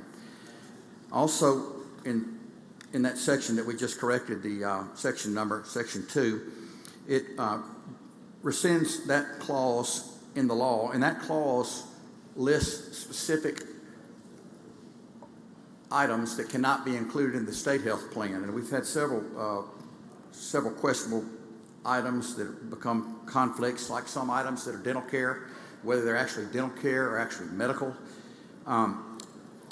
We've had several bills this year requiring the state plan to cover, we had one to cover fertility drugs, COPD treatments, diagnostic exams, prosthetic teeth, HIV prevention, drugs. This will simply get rid of unfunded mandates to the plan and get us out of trying to pick the winners on this plan and have the professional board to make these decisions. I'd be glad to yield any questions. Questions on the bill. Senator Hill, for what purpose? Question. You yield for a question, Senator Michelle? Yes. Senator Hill is recognized for a question on the bill. Can you provide a list of the services that they're currently covering that this will repeal? Yes, be glad to. Okay, now this is what we're doing away with is a list of exclusions. A list of exclusions. List of exclusions. Okay. I'll give you some examples. This is where it gets real confusing. Dental care and treatment is excluded. However, if the dental surgery is necessary because of an accidental injury, then it is covered. We have an infant who was on the plan, was born on the plan without teeth. And, it becomes a question, is that actually a dental, should it be covered on dental insurance, or is that a medical issue? That would take us out of trying to pick a winner on that, and it's only happened one time that I'm aware of. In this instance, the plan would be able to make the decision on that one-time account. It also excludes eyeglasses, hearing aids. We had instances where cochlear implants were necessary, and they were prohibited from covering those. Those are the best examples I can see that are the exclusions. So we're going to do away with the exclusions and let the board decide. And it's possible they would want to cover that cochlear implant. It's possible that child who had no teeth, they would consider that a medical issue and cover it on the health plan rather than making the child file on a dental plan, which I'm sure would be non-existent for someone just born, wouldn't have a dental plan. I understand that what we're trying to do is to make sure that we cover the things that we're supposed to cover instead of excluding those. But I have a concern with whether or not the board's going to do their due diligence in covering what should be covered and use the most up-to-date data and providing the guidance for that coverage, because I know you're quite aware that the board was not providing coverage for a high-profile case for a doctor at UMMC, and it eventually wound up in a lawsuit against the insurance after I went and exhaustively sat for 3 hours in a plan administrator's office showing them the data, that their data was 2 years old and was no longer relevant. And we don't know how much it cost the state of Mississippi by that big mistake, do we? No. It may have just cost Blue Cross Blue Shield, but that's eventually going to get recouped somewhere, right? Well, on the state health plan, Blue Cross Blue Shield is just Is our administrator. Yes. We're self-funded. I understand that, but we still have some degree of control over what's covered through our board, is what you're saying right now. Yeah. And what I'm saying is, I want the board to make the right decisions and not deny coverage that's going to wind up leading to another lawsuit. And I understand that not everybody has the means to hire a lawyer and sue an insurance company, but you're aware that I was to the point to where I almost had to sue another insurance company, not the state plan, for some of this stuff that we tried to help with prior authorization. And I think the prior authorization will help alleviate what I'm afraid of. Don't you agree that prior authorization will help that? I believe it will. Believe it or not, I talked to a friend today who had his gallbladder removed, and he was in the emergency room, and the doctor said, we can't let you check out because then we're scared it might be 2 weeks before we can get you back in to remove your gallbladder, and it was getting very worse by the day. And that's exactly what you're talking about. That prior authorization will help in that instance. Well, I want to thank you. I want to thank you for your work, and I know what your intentions are is to make sure the plan works for the people that are paying the premiums. But with my past history, I just want to make sure that we're not afraid to go and say something if we feel like that board is not doing their due diligence as well. Thank you. Thank you, Senator. Senator Bryan, for what purpose, sir? A question. Will you yield, Senator, for a question? Yes. Senator Bryan's recognized for a question. Mr. Chairman, as I understand it, under existing law, the board decides the amount of the deductibles in co-pays. I believe that's correct. Yes, sir. And so what happens is the legislature sends money to the insurance pool or in the fund, and then the board's duty is to take that money and determine what sort of health care services to buy. What sort of what? What sort of health care to provide? What sort of health insurance to provide? They adjust it annually. We had a 6% increase this year in that appropriations process. We come up with the additional funds into the plan, and they do come up with the deductibles and the coverage. The board does. What's the deductible now? I don't know. I do not know. Well, There's two different types of plans, the Select and the Legacy, and I honestly don't know the deductible on each of them. Well, I think what's happened is one of the ways that the board is holding down the cost of the program is to increase deductibles, which is a superficial matter, might affect the dollar amount that the state sends to them, but the deductibles are fairly high, and if you are a state employee at the salaries some state employees are earning, the deductibles and the copay are a really big problem. I'm assuming whatever my position is on that legislation, this bill is not going to make it any worse. Now, well, it moves the decision-making to the board, and they're the ones who study the financial aspects of the plan monthly. I'll give you an example on the plan of something that occurred, and that's how insurance works, by spreading the risk. They had a child on the plan that in 1 year had $3 million worth of medical expenses. So think how many people paying $500 a month would have to go without any claim whatsoever to pay that $3 million claim. So that's what we're trying to do, is spread the risk. The board reserves have dropped dramatically. They lost quite a bit of money during COVID. We were able to get them some money during American, what's the plan? ARPA? ARPA. I couldn't remember the acronym, excuse me.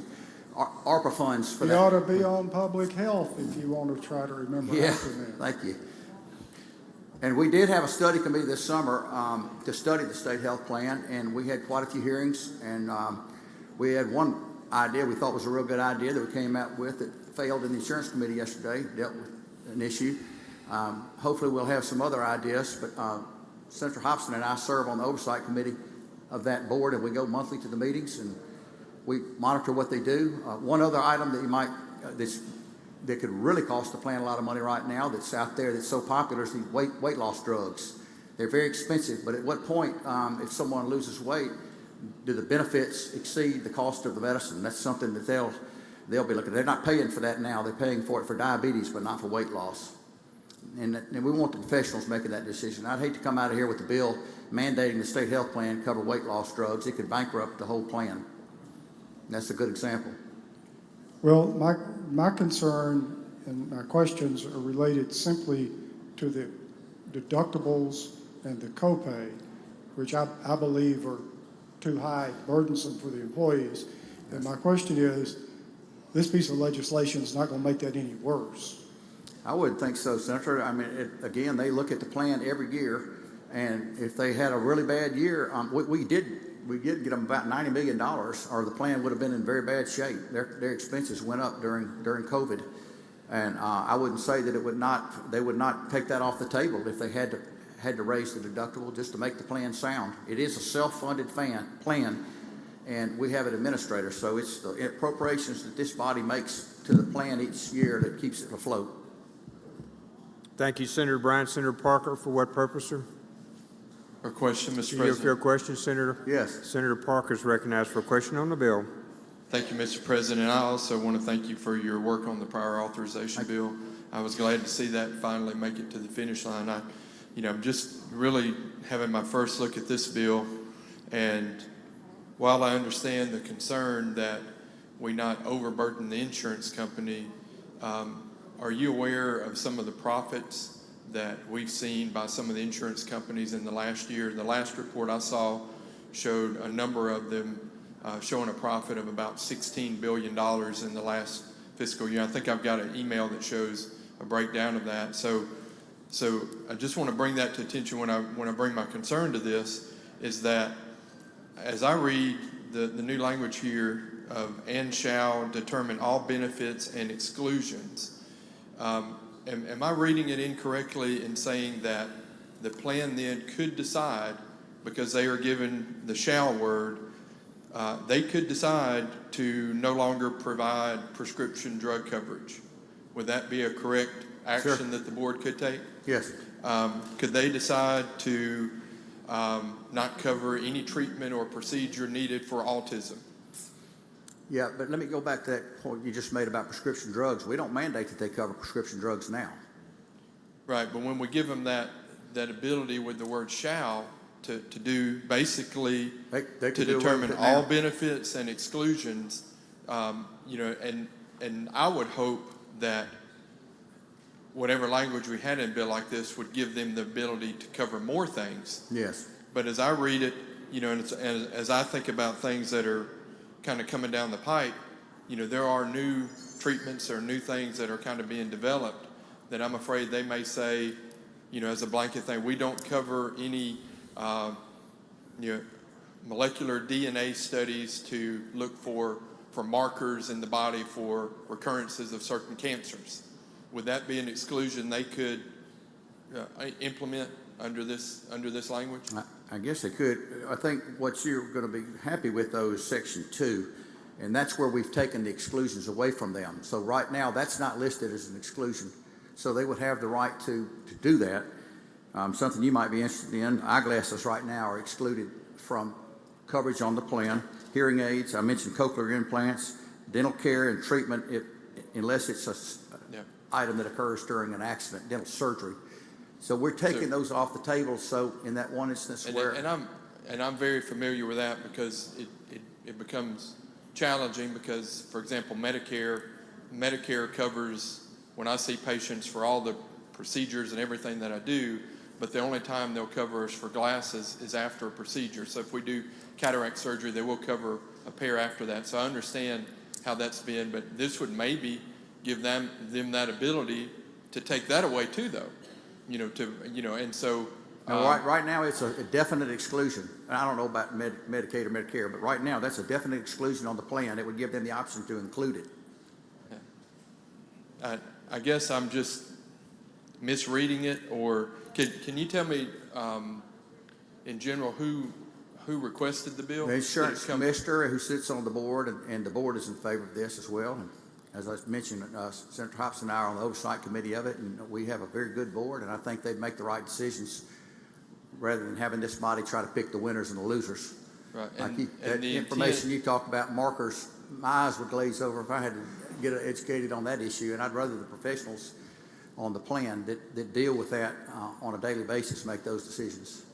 So the intent of the bill, would you say in general, is to provide more coverage to the members who are receiving insurance, or to allow the insurance company to provide the coverage they feel necessary? Okay, now there's not an insurance company that makes these decisions. The board makes the decisions. The insurance company that everybody refers to is the insurance company with the plan. It's just the administrator of the plan.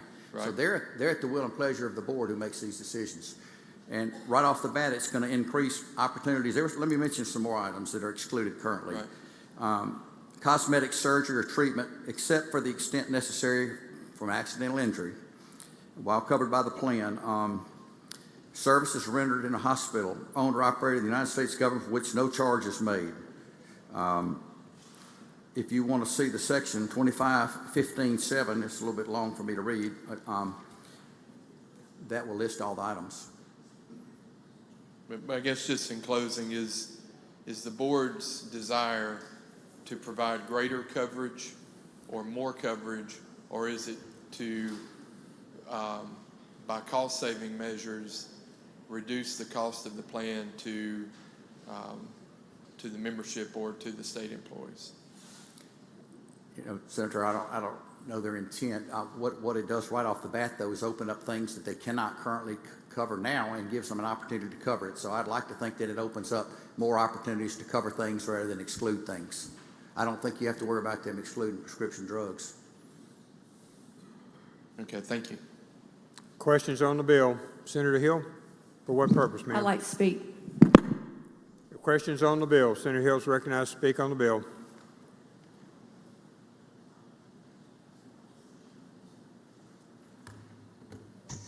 Thank you, Mr. President. I understand the intentions are pure with this bill. And if all we're worried about is exclusions, then all we need is Section 2, where it repeals the exclusions. But in addition to repealing the exclusions in Section 2, what we're doing is we're basically delegating any statutory authority that we have as an elected body to give input statutorily into what is covered by our state insurance plan, because I agree with Senator Parker where it says that the board shall administer the plan and shall determine all benefits and exclusions allowed under the plan subject to the terms and limitations.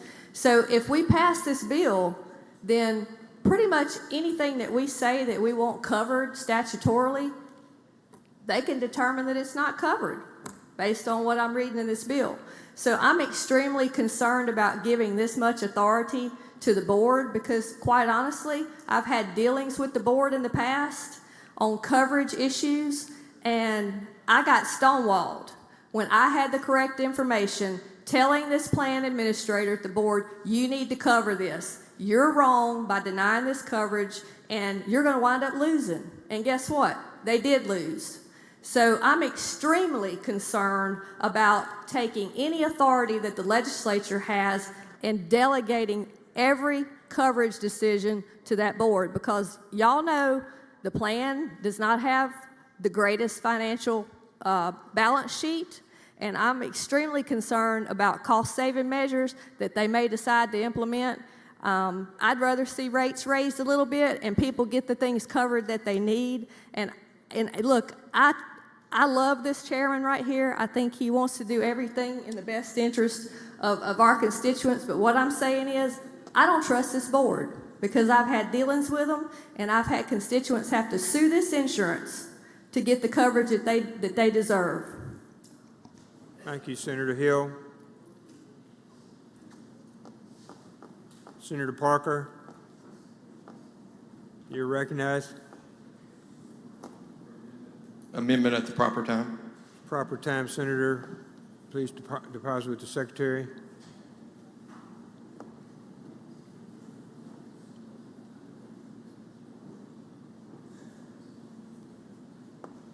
Senator Wiggins.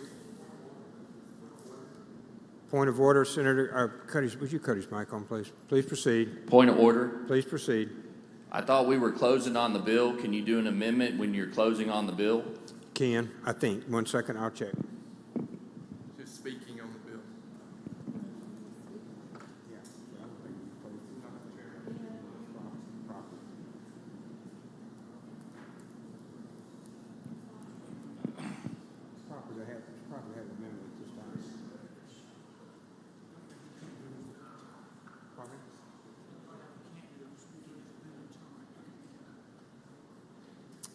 Okay, the chair was correct. It's appropriate.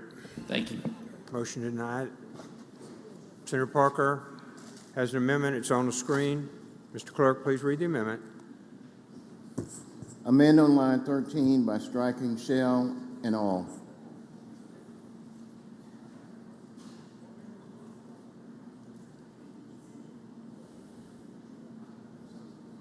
Senator Parker, you're recognized to speak on the amendment. Thank you, Mr. President. This is a pretty straightforward amendment. What it would do is on line 13, it would remove the word shall, so instead it would read and determine benefits, and it would also remove the word all. So it would give the board to determine benefits and exclusions allowed under the plan, but it would remove the word shall and all, which I think is pretty strong as far as their ability to determine benefits and the number of benefits being all-inclusive with the word all. So I'd be glad to answer any questions on the amendment. Questions on the amendment? Senator Michelle, you're recognized. I'm sorry, Senator Hobson, do you have a question? One moment, Senator Michelle. Yes, Mr. Okay, President. will you yield for a question, Senator Parker? Certainly. Senator Hobson is recognized for a question on the amendment. I didn't understand the intent, Senator Parker, if you may explain that to us one more time. So without knowing the makeup of the board and who's on the board and the impact this might have on people as far as exclusionary conditions being removed from the plan, I feel that in the short time we have to review this, removing the word shall takes that authoritarian type of provision away from them, at least in this writing, and then by removing the word all, it kind of delineates it down a little bit more. Again, I would not call this a perfect amendment by any stretch of the imagination in the short time we have to consider it, but I will be glad to work with the chairman as this moves along. But in the form it is now, I think that I have some reservations about exclusions that could be implemented by the plan, and I'm saying plan because I don't understand the plan versus the board. I think the board decides what plans they're going to pick, and one thing important to me in insurance is somebody who pays a significant amount of out-of-pocket expense. I know you've had to deal with that. I'm just trying to understand, if you don't mind me. I know what it says. I don't think it changes it a lot, in my opinion. It would say then, and determine benefits and exclusions allowed under the plan. I don't know how that would be interpreted differently legally, but I understand what your intent is. So I guess the point of the amendment is to try to allow the bill to move forward without just speaking against it just broadly, because I do think the chairman is working hard to get something we can all agree upon. And I'm just not sure that at this moment, that's what we have in front of us. Okay, thank you. I probably would say when, Mr. President, when questions are over with Senator Parker, maybe the chair would be able to explain if the interpretation he feels like is going to, or the deletion of those two words is going to really change the interpretation of the intent of the bill. Thank you. Thank you, Senator Hobson. Senator Hill, for what purpose, ma'am? Question. Were you up for a question, Senator Parker? Certainly. Senator Hill is recognized for a question on the amendment. Yes, question on the amendment. I think I'm going along the same lines that Senator Hobson was. I think even, and you may agree if you look at it again, would you agree that taking out shall and all still gives sole authority to determine benefits and exclusions allowed under the plan? I think, maybe I'm wrong, but I think that if you want to take that authority away to determine benefits under the plan, I think I would say that the whole line to be stricken would actually change that. I agree with Senator. I'm hoping that you can look at that and see that. I think if you take shall and all out, I think it still allows them to do the same thing. It might be, those words might be strong, but I think even if they're gone, and maybe you would agree or disagree, but I think it still allows the plan administrators to take care of all benefits. And I still think that cuts us out. Would you agree? I would agree, but as I stated a moment ago, I believe the intent of the chairman is to do something that's productive and correct in this. And I think if we struck that entire line, that's the entire premise of the bill. And so I think to strike the entire line right now would be a killing amendment. And I would prefer to get more information, and I think my amendment allows us to move it along, and hopefully get the questions I have about it answered, because I may be mistaken. I just know that the word shall in this body means always, and I'm not sure if shall is the right word there, and I know all means everything. And I'm not sure if we want to be saying shall and all for certain questions I had from the floor. Further questions on the bill, Senator? I would just follow up that I would ask that if you look at Section 2 and where that talks about deleting the exclusionary provisions, you might agree or disagree with me that that would still be a substantive part of the bill if the underlying section was stricken on 13 and 14, because I think the exclusionary part, deleting, might be more beneficial to the plan members than the lines on 13 and 14, maybe. I think we've proven by the discussion and the time spent on the bill that a number of us in this body have questions on it. My desire is, again, to work with the chairman to get a product that is correct and adequate at the end, and so I would prefer to stay with my amendment as drafted. Questions on the amendment? Senator Michelle, you recognize to speak on the amendment. Thank you, Mr. President. I think we're dealing with semantics. I agree with Senator Hobson. The word shall is already on line 11 as well, and if you take away all benefits is already plural, so that covers more than one benefit. So I'll let the Senate wish its will if you wish to vote for the amendment or against it. Okay, Senator Parker, we're ready for your motion on the amendment, sir. Move adoption of the amendment. All in favor signify by saying aye. Opposed, no. The noes have it. Senator Michelle, we're on your bill, original bill, without an amendment. Senator Hill, for what purpose, ma'am? Have an amendment. One moment, please.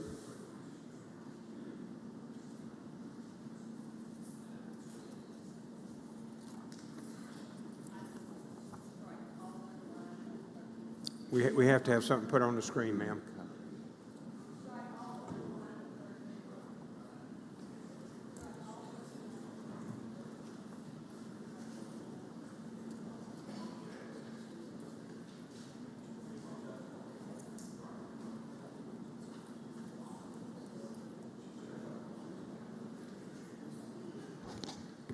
Thank you, Mr. President. Council has instructed me that I can explain it while he's writing it. All my amendment will do is strike the underlined portions on lines 13 and 14, where it gives the board the entire authority to determine all benefits and exclusions allowed. One moment.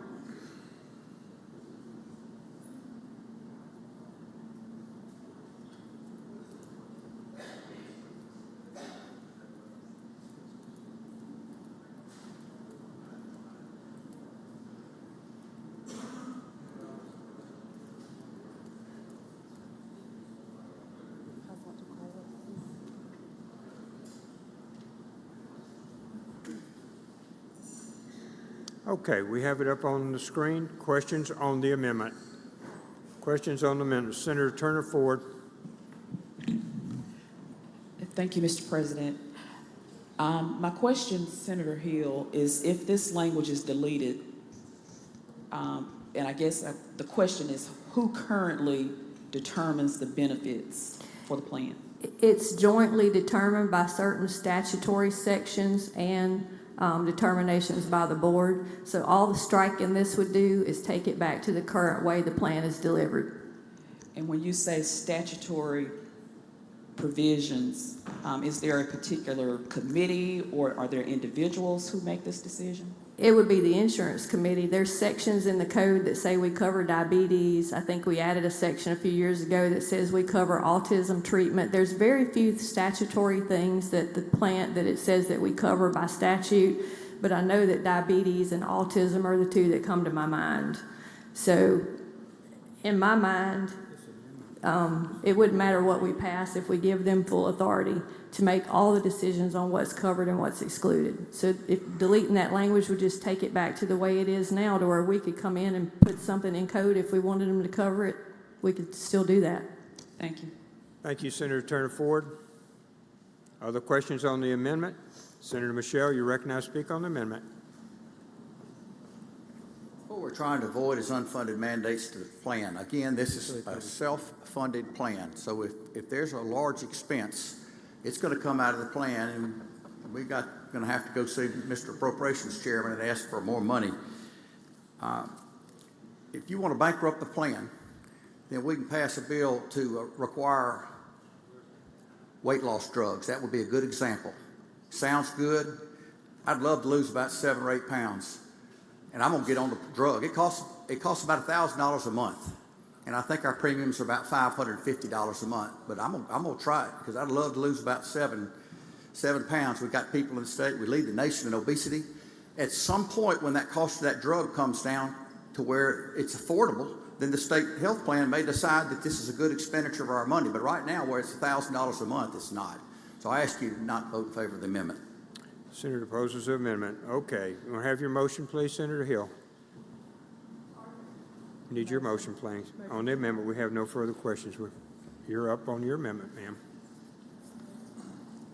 My motion is adoption of the amendment. Adoption of the amendment.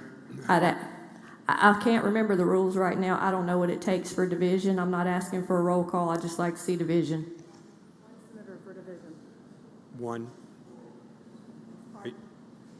It's one senator. One senator for division. But you have to have. So if you want division, stand up. Anybody raise your hand. Takes one. We got it.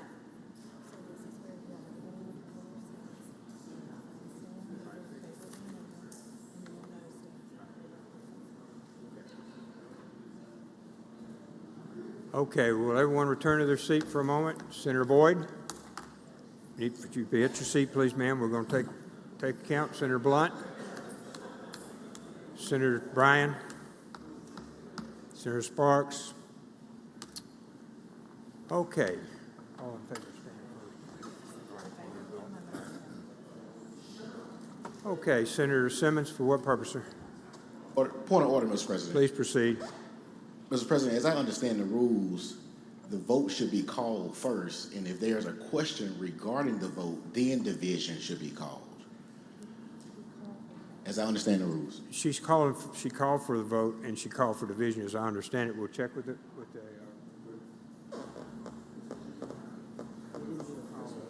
You got to vote first.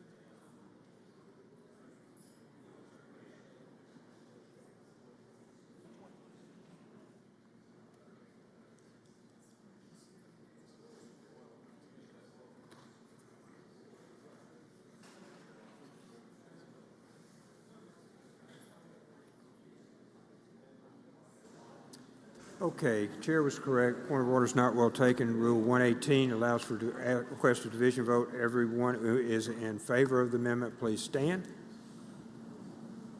Please stand. We'll count them. In favor of the amendment, please. 1, 2.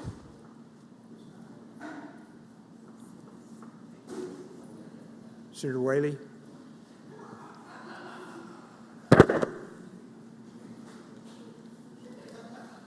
Senator McCon, you're standing. Okay. Opposed? Please stand.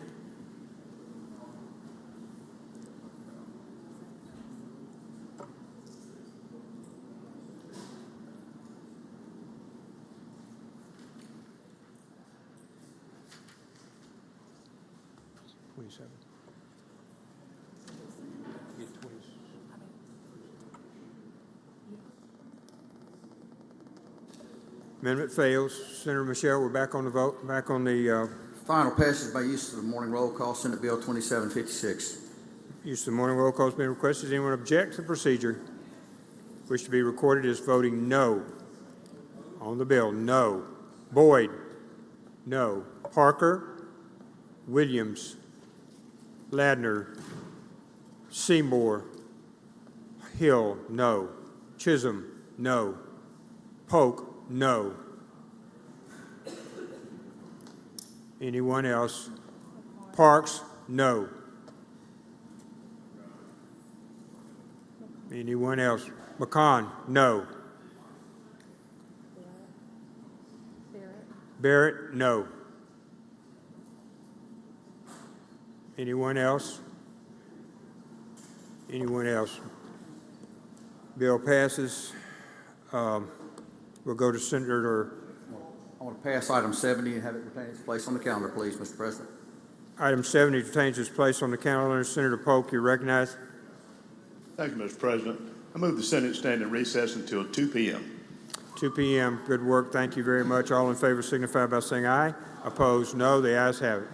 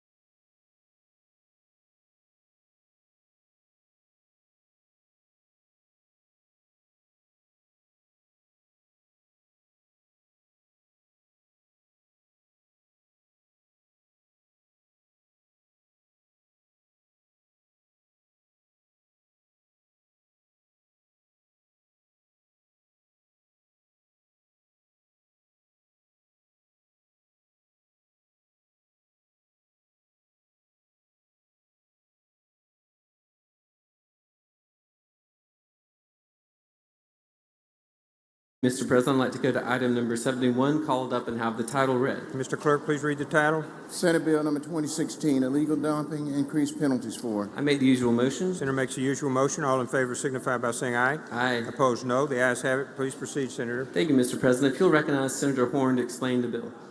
Senator Horn, you're recognized to explain the bill. Thank you, Mr. President. I think that everyone in the state would agree that illegal dumping is a problem that is not getting any better. In fact, it's getting worse.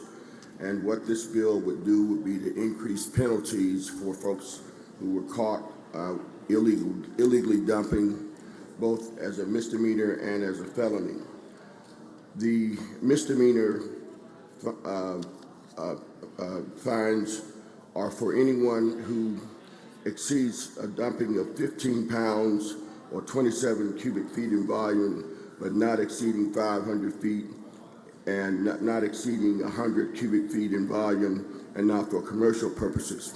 Currently, on line 42, we address the current fines and are trying to change and increase those fines on lines 42 and 43. We're going from $100 fine to $500 fine and a $1,000 fine to $1,500 for misdemeanor dumping. For felony dumping, which is addressed on line 46, we go from $500 for a felony fine up to $1,000, and from $50,000 to $75,000 in fines. And this is for felony dumping, which is characterized as more than 500 pounds in weight or 100 cubic feet in volume, and it is for commercial purposes. That's an explanation of the bill, Mr. President. I'd be happy to try to respond to any questions. Questions on the bill? Questions on the bill? Seeing none, one moment, Senator. We have a question. Senator Seymour, for what purpose, sir? Question, Mr. Were you here for a question, Senator?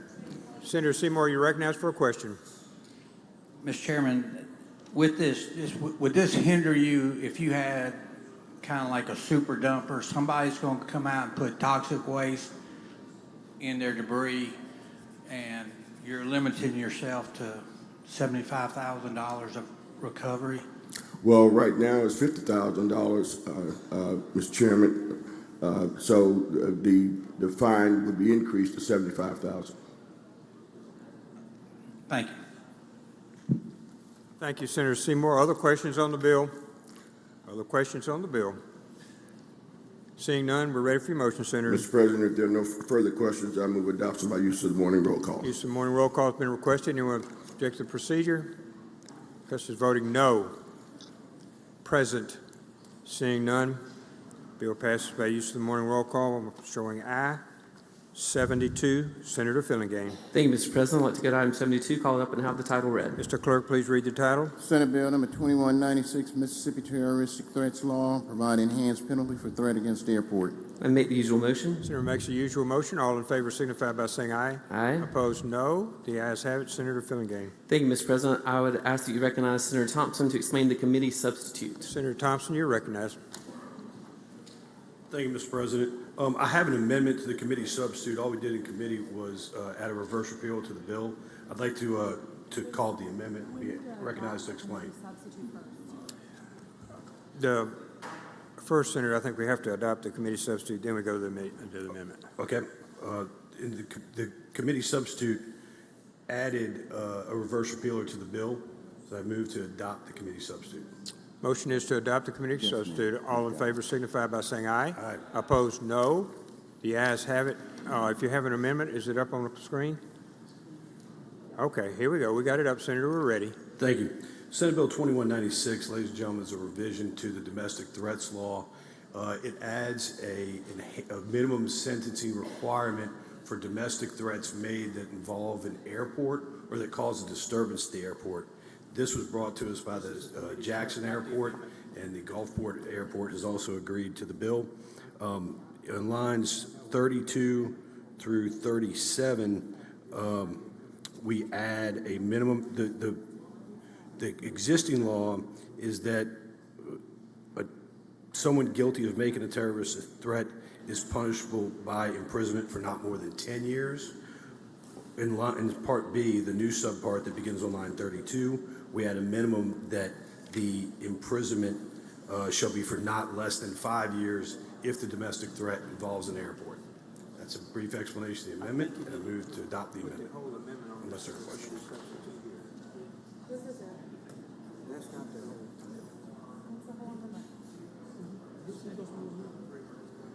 He said something when he was talking.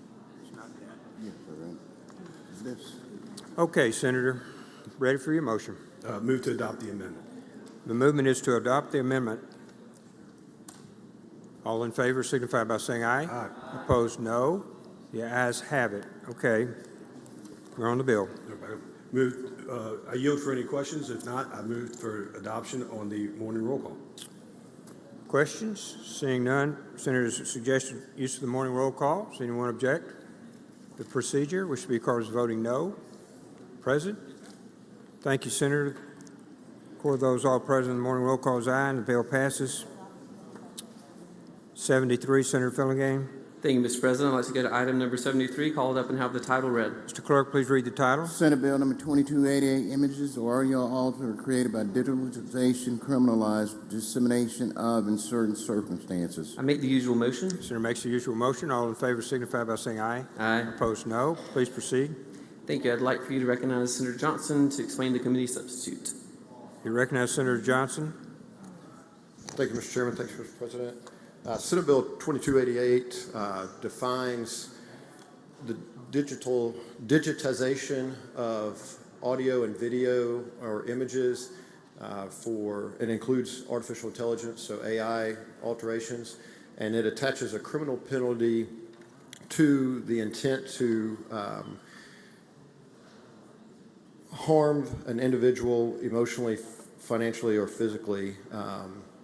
It has different penalties ranging from $2,500 up to a $2,500 or 1 year in jail penalty for minors and for those that do not involve intimate photographs or audio. For those that do intimate, it is a $5,000 up to a $5,000 fine or 5 years in jail. And that's an explanation of what the bill does. Questions on the bill? Senator England? For what purpose, sir? Pass, sorry. Pass. Other questions on the bill? Seeing none, ready for your motion on... Move adoption of the committee sub. Adoption of the committee sub. All in favor signify by saying aye. Opposed, no. The ayes have it. We're ready on the bill, sir. Move passage using the morning roll call. Use of the morning roll call has been requested. Anyone object to the procedure? Court is voting no. Present. Seeing none. Court, all those present voting aye, and the bill passes. Senator Fillingham. Thank you, Mr. President. I'd like to skip item number 74 and have it retain its place on the calendar and go to item number 75. Mr. Clerk, please read the title. Got to cut your mic on, sir. And use of machine gun conversion devices. Why don't you reread that, Mr. Clerk, one time? We didn't have your mic on. Thank you. Senate Bill number 2627, firearms, criminalize manufacture, possession, and use of machine gun conversion devices. I make the usual motion. Makes the usual motion. All in favor signify by saying aye. Aye. Opposed, no. The ayes have it. I move that you recognize Senator Delano to explain the committee substitute. Senator Delano, you recognize to explain the committee substitute. Thank you, Mr. Chairman. Thank you, Mr. President. I would like to go ahead and adopt the committee sub at this time, please. Have you had it? Is it up on the screen? Just a second. We have the committee sub. Do you want to explain it first, sir? Or are you going to ask questions? Well, I'll be able to answer the questions. I'll go ahead and do it at the same time. I have an amendment that's going to come a little bit later. I'll go ahead and explain the committee sub. Okay. Ladies and gentlemen of the Senate, this bill is a common sense bill intended to help law enforcement throughout our state. This bill mirrors federal law and will provide the ability for state and local prosecutors to charge and prosecute those who possess, manufacture, or use modified guns that are intended to assure death to anyone that crosses its path. This is a national problem that we're seeing on our streets, and unfortunately we're finding this a lot throughout our state. This poses a critical threat to our law enforcement community throughout the state.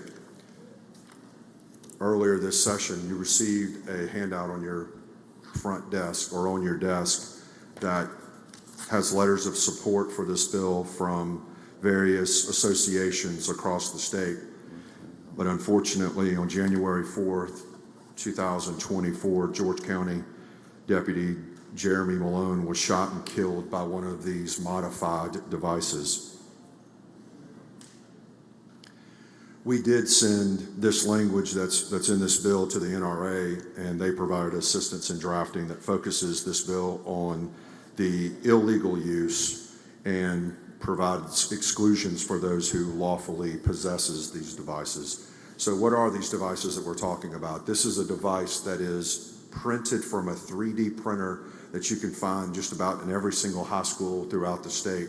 It's a very common type of device that is printed, that is used to modify a Glock firearm. And what it does is it modifies the trigger mechanisms to allow the gun to fire, I believe it's 15 rounds in 1.3 seconds.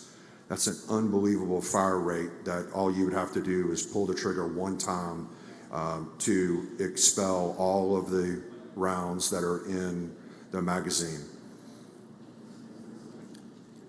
The bill itself in Section 1 says, any person who manufactures, possessions, or uses this machine gun conversion device and who is not otherwise authorized by federal law to manufacture, possess, or use a machine gun device shall be guilty of a felony. And for the first offense, it's not more than $10,000 or 10 years in prison. And for the second offense, it's not more than 15 years or $20,000. That's an explanation of the committee sub. And Mr. Chairman, I know there's going to be an amendment on this bill at the proper time. But I think it would probably be best if I go ahead and answer questions at this moment. Yeah, we'll have questions on adoption of the committee substitute, then we'll go to the amendment of the committee substitute. Okay, first on questions, we'll go with Senator Williams. For what purpose, sir? Thank you, Mr. President. Question, please. Were you here for a question, Senator? Certainly. Senator Williams, you're recognized. Thank you, Mr. President. Thank you, Mr. Chairman. Currently, aren't there federal laws that currently prohibit this? Yes, sir. Why is there a need for a state law? Because unfortunately, our state prosecutors are not able to prosecute under a federal offense. They're only able to do state offenses. This bill is necessary, and like I said, it mirrors the federal guidelines, except for the sentencing. The sentencing for the federal is much stronger, but this would allow for our local prosecutors to prosecute those and charge them for those who possess these types of firearms. Okay, thank you. And the NRA is on board with this language? Yeah, I can't speak for the NRA. I don't have a letter from them, but they have they have looked at this, and they're very cognizant of this threat to our law enforcement community throughout the country. Yes, it is a growing threat. We've seen it a lot. And in your opinion, this does not violate Second Amendment rights? No, not at all. In fact, Absolutely. It also says that, and again, if you're lawfully able to possess this through those federal avenues that are available, then it doesn't apply. Thank you for bringing this bill. It's a good bill. Thank you. I appreciate it. Thank you, Senator Williams. Senator Hill, for what purpose, ma'am? Question. Were you here for a question, Senator? Certainly. Senator Hill, you're recognized for a question. How do you get federally authorized to possess one of these or manufacture one of these? Like, give me an example of who in the state of Mississippi would have a federal authorization. Well, there's several licenses that deal with either the manufacturing of gun products or the possession of these types of gun products. I don't have the names of the federal licenses, but there are a number of licenses that would be excluded for those that lawfully possess or hold those particular licenses. So, was it ever a thought to say that there's an enhanced penalty for someone who commits a crime and uses one of these things, other than just saying that nobody can possess them? Yes, ma'am, there is. In this bill, there's been a lot of discussion on enhancements. However, at this time of this bill coming through, we did not have those enhancements put into the bill. Being able to give our local prosecutors the ability to charge someone on this would certainly go into the sentencing if in the event that there are crimes that are in where these devices are being used. I just think that there's ways that you could prosecute criminals without affecting somebody who's not committing a state crime with a device. I mean, there's people that might want to possess one of these for self-defense, because we've seen throughout history that no matter how strict gun control you get, the criminals are going to have it. And this is another situation to where law-abiding citizens are the first people that we're gonna say that you can't do this, even though you've got a clean record and you've never committed a crime. So that's just my concern with it, that you're also telling people that are law-abiding citizens that they can't do it just because a criminal's using it. Thank you. I understand. Senator Whaley, for what purpose, sir? Question, You please. here for a question, Senator Delano? Yes. Senator Whaley, you're recognized. Thank you, Mr. President. Thank you, Senator, for taking my question. Dealing with this, the premise of your bill is only for illegally obtained, correct? So Correct. this does nothing, or is the intent not to do anything with the special permits that people can receive to own and possess automatic firing weapons? Correct, that is correct. It has nothing to do with those that are designed for that particular purpose, or that are, again, I think someone just let me know that there are 7 different types of licenses, federal licenses, where you can own and operate guns that have either been modified or that are a little bit higher specialty, such as those fully automatic types of weapons. This is not for that type of a law-abiding citizen. Right, and I can't believe I haven't heard about this bill to this point, and or I would have been a little bit more prepared on this, but you're assuring me that this does nothing to the possession of legal obtaining of firearms. You are 100% correct. Thank you. Thank you. Thank you, Senator Whaley. Senator Seymour, for what purpose, sir? Question. Were you here for a question, Senator? Yeah, let me get my bill out. All right, Senator Yes, sir. Seymour, please proceed. Mr. Chairman, line 17 through 19, you're basically defining every semi-automatic gun made to man right now? No, sir. No, sir. That's the language that actually came directly from the NRA for the definition of a machine gun. You realize people can and do permit or permitted own machine guns if they will? Yes, sir. I do. I've acknowledged that they are licensed to permit and permitted to hold those. Yes, sir. Thank you. Thank you. Thank you, Senator Seymour. Senator Wiggins, for what purpose, sir? Friendly question. You here for a question, Senator? Yes, sir. Senator Wiggins, you're recognized. I think it was glossed over, but you mentioned about the George County deputy and what happened. Can you please reiterate what happened and why this legislation is so important and what happened with that George County deputy?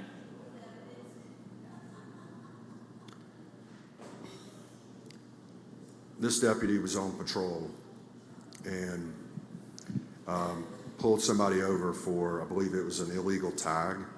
And upon approaching this vehicle, he was fired on by a suspect who the officer had no chance to respond. There was absolutely nothing that he could do.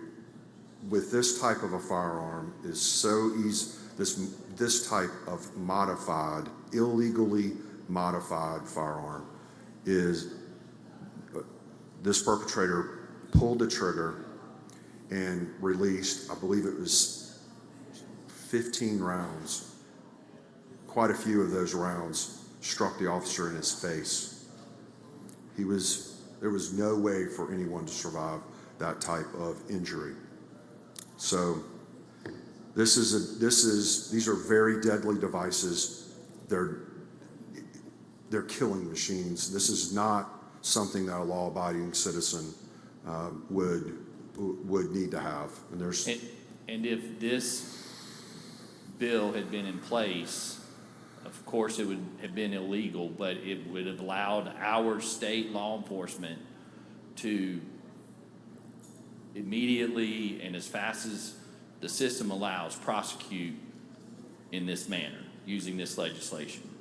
Yeah, but that wouldn't have changed the situation or the outcome of what's happened. Right. But what does happen every day on our streets is law enforcement officers are finding these types of devices throughout our state, including here in Jackson, including down on the coast. But all they're able to do is to confiscate that weapon. They're not able to prosecute locally. They would have to pass that up to the feds, and the feds have not had the bandwidth to be able to take the extreme number of cases that we're finding throughout our state. Thank you, Senator Wiggins. Any other questions on the bill? Or on the committee substitute, I'm sorry. Any other questions? Okay, we're ready for your motion, Senator.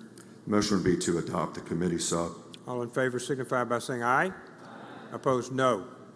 Now we would have the Now we're on an amendment. amendment. Thank you very much. I'd like for you to recognize Senator Barr, please. Senator Barr, you're recognized. We're on the amendment. We're ready. Thank you, Mr. President. Thank you, Mr. Chairman. All the amendment is it adds on line 37 that this section shall be known as the Jeremy Todd Malone Law. Quite a bit of discussion about Jeremy and what he's succumbed to and why. So I think it'd be appropriate if we name this legislation, this bill, after Jeremy. I'll yield for any questions. Questions on the amendment? Seeing none, we're ready for your motion, sir. Move for adoption. All in favor signify by saying aye. Aye. Opposed, no. The ayes have it. We're back on the bill, Senator. Thank you. I'd like for a move for passage by the use of the morning roll call. Use of the morning roll call has been requested. Anyone object to the procedure? Wish to be recorded as voting no.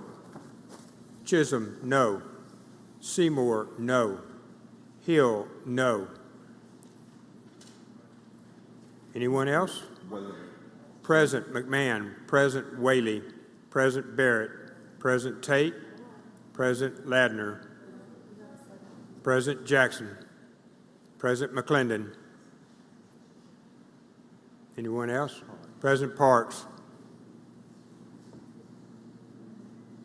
present Branning, present Blackwell. Anyone else? Blackwell. Anyone else? Bill passes by use of the morning roll call with those voting present. Thank you, Mr. Clerk. Thank you, Senator. Okay, Senator Simmons, for what purpose you seek recognition, sir?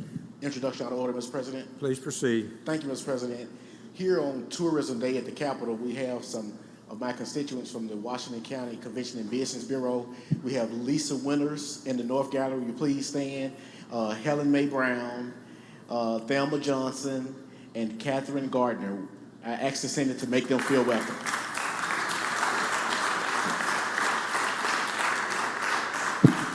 Thank you, Senator McClendon. For what purpose? Introduction out of order, please. Please proceed. Thank you, Mr. President. Senators, today in the South Gallery, I'd like to introduce on behalf of me, Senator Parker, Senator Blackwell, Senator Jackson, and Senator Suber, Mr. Nicholas Thompson. He works with an organization, it's probably one of the best organizations on the face of the earth. He works for St. Jude Children's Research Hospital. Mr. Thompson, thank you for all you do and all your organization does. Senate, give him a warm welcome.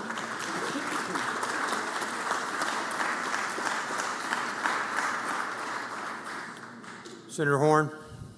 Thank you, Mr. President. Without objection, I'd like to be added as a co-author of Senate Bill 2627, which just passed. 2627 Horn. Seeing no objection, granted. Senator Chisholm. Thank you, Mr. President. Introduction out of order. Please proceed. I would like to introduce today Mr. Alec Chisholm. He's from New Albany, Union County. Please help me welcome Mr. Chisholm. Thank you. Senator Turner Ford. Senator Turner Ford. Number 76 retains its place on the calendar. Senator Wiggins. Senator, we're on 77. Senator Wiggins. Thank you, Mr. President. Go to item 77. Call that up. Ask the title be read. Mr. Clerk, please read the title. Senate Bill number 2131, child support, create presumption that support continues past the age of majority for a disabled child. Make the usual motion. Senator makes the usual motion. All in favor signify by saying aye. Aye. Opposed, no. The ayes have it. Please proceed, Senator Wiggins. Thank you. This is the exact same bill that we've passed the last couple of years. Dr. Senator Parker has authored the bill, and we have brought it again. It made it to the end of the session, last session, and we're trying to do it. Nothing's changed. It is simply stating that child support shall continue past 21. That's the presumption for anybody with a physical or mental disability. There is what's called a rebuttable presumption, where if a parent doesn't like that, then they can file with the court to ask for leave from that. But it is the default position that on a child with physical or mental disability, that child support shall continue past the age of 21. With that, I'd be happy to answer any questions. Questions on the bill? Seeing none, we're ready for your motion, sir. Move passage on the morning roll call. Use of Mr. the morning President. roll call has been requested. Anyone object to procedure? Court is voting no. Present? Seeing none, bill passes by use of the morning roll call. Senator Wiggins, 78. Go to item 78. Call that up. Ask the title be read. Mr. Clerk, please read the title. Senate Bill number 2038, adoption petitions, clarify that attached certificate may be executed by any physician. Make the usual motion. Senator makes the usual motion. All in favor signify by saying aye. Aye. Opposed, no. The ayes have it. Please proceed.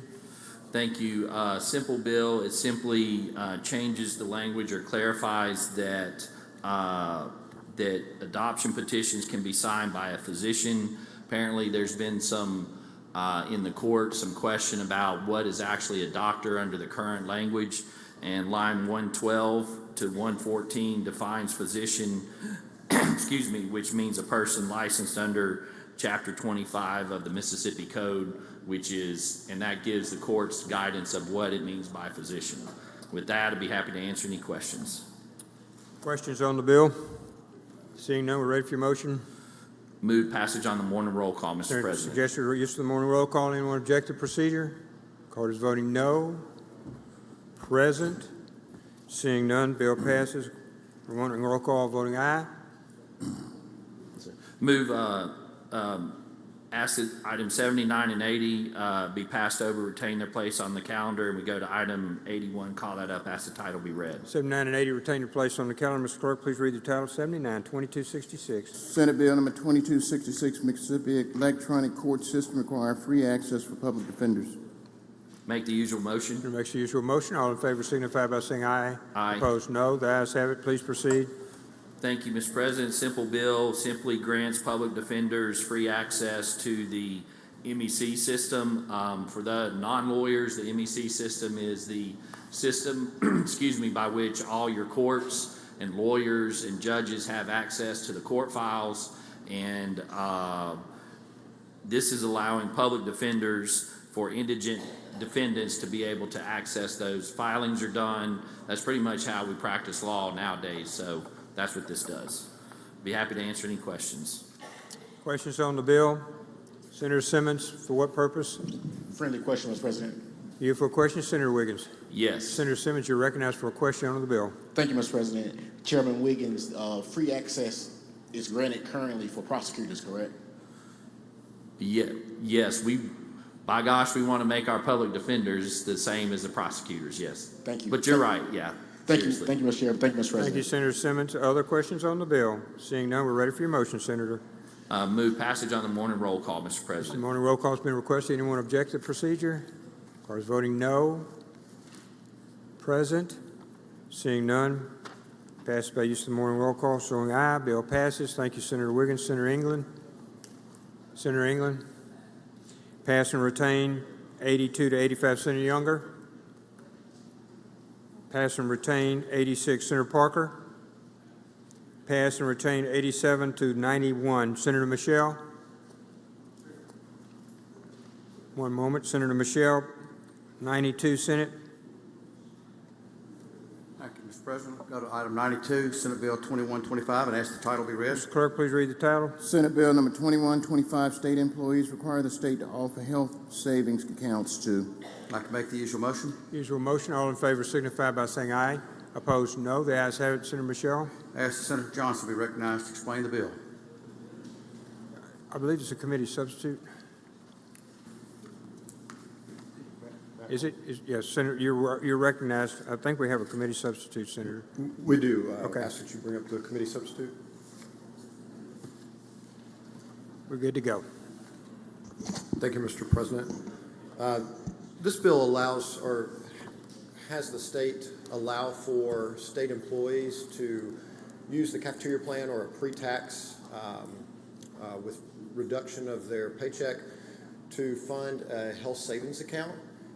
Currently in the state, we have a flex plan. The flex plan is great if you can predict what your health care costs are. So if you have a prescription that runs $75 a month, you know that you can put $900 in to that plan and it will work out perfectly using pre-tax dollars. However, any money that you put into a flex plan and you do not use, you lose at the end of the year. And health savings accounts are reserved for health plans that are considered high deductible health plans as defined by the IRS. The state employee health plan is a high deductible health plan, and this would allow for people to put money in pre-tax to an investment account that they can draw down for many different types of healthcare expenses, both now and in the future. And at the end of any year, any money that you haven't used rolls over to the following year. So families can build up to cover their deductibles. It can long-term. It can cover some long-term retirement, long-term care needs, and so it's just a good plan. It's completely funded by employees. The state will not bear a cost for it, and I'm happy to yield for questions. Questions on the bill? No Seeing questions. none, we're ready on the committee substitute, Senator. Move adoption of the committee substitute. All in favor signify by saying aye. Opposed, no. The ayes have it. Move passage of the bill using the morning roll call. Use of the morning roll call has been requested. Anyone object to the procedure? Those voting no? Present? Seeing none, bill passes by use of the morning roll call, voting aye. Thank you, Senator Johnson. Thank you, Senator Michelle. Senator Fillingane. Thank you, Mr. President. I'd like to go to item number 93, call it up and have the title read. Mr. Clerk, please read the title. Senate Bill number 2614, Uniform Post-Conviction Collateral Relief Act, amends certain provisions related to the filing of motions under. Make the usual motion. Senator makes the usual motion. All in favor signify by saying aye. Aye. Opposed, no. The ayes have it. Please proceed, Senator. Thank you, Mr. President. If you'll recognize Senator Sparks to handle the committee substitute. Senator Sparks, you're recognized. Thank you, Mr. President. I would like to explain the committee substitute. Senate Bill 2614 addresses post-conviction relief once someone has been through the direct appeal process that occurs in circuit court to the Court of Appeals to the Mississippi Supreme Court and potentially the United States Supreme Court. After all that is complete, there's a process for additional relief. That's what's covered in Section 1. There are guidelines and grounds for relief. There's a timeline standard that is typically 3 years. There are exceptions to this 3-year statute of limitations.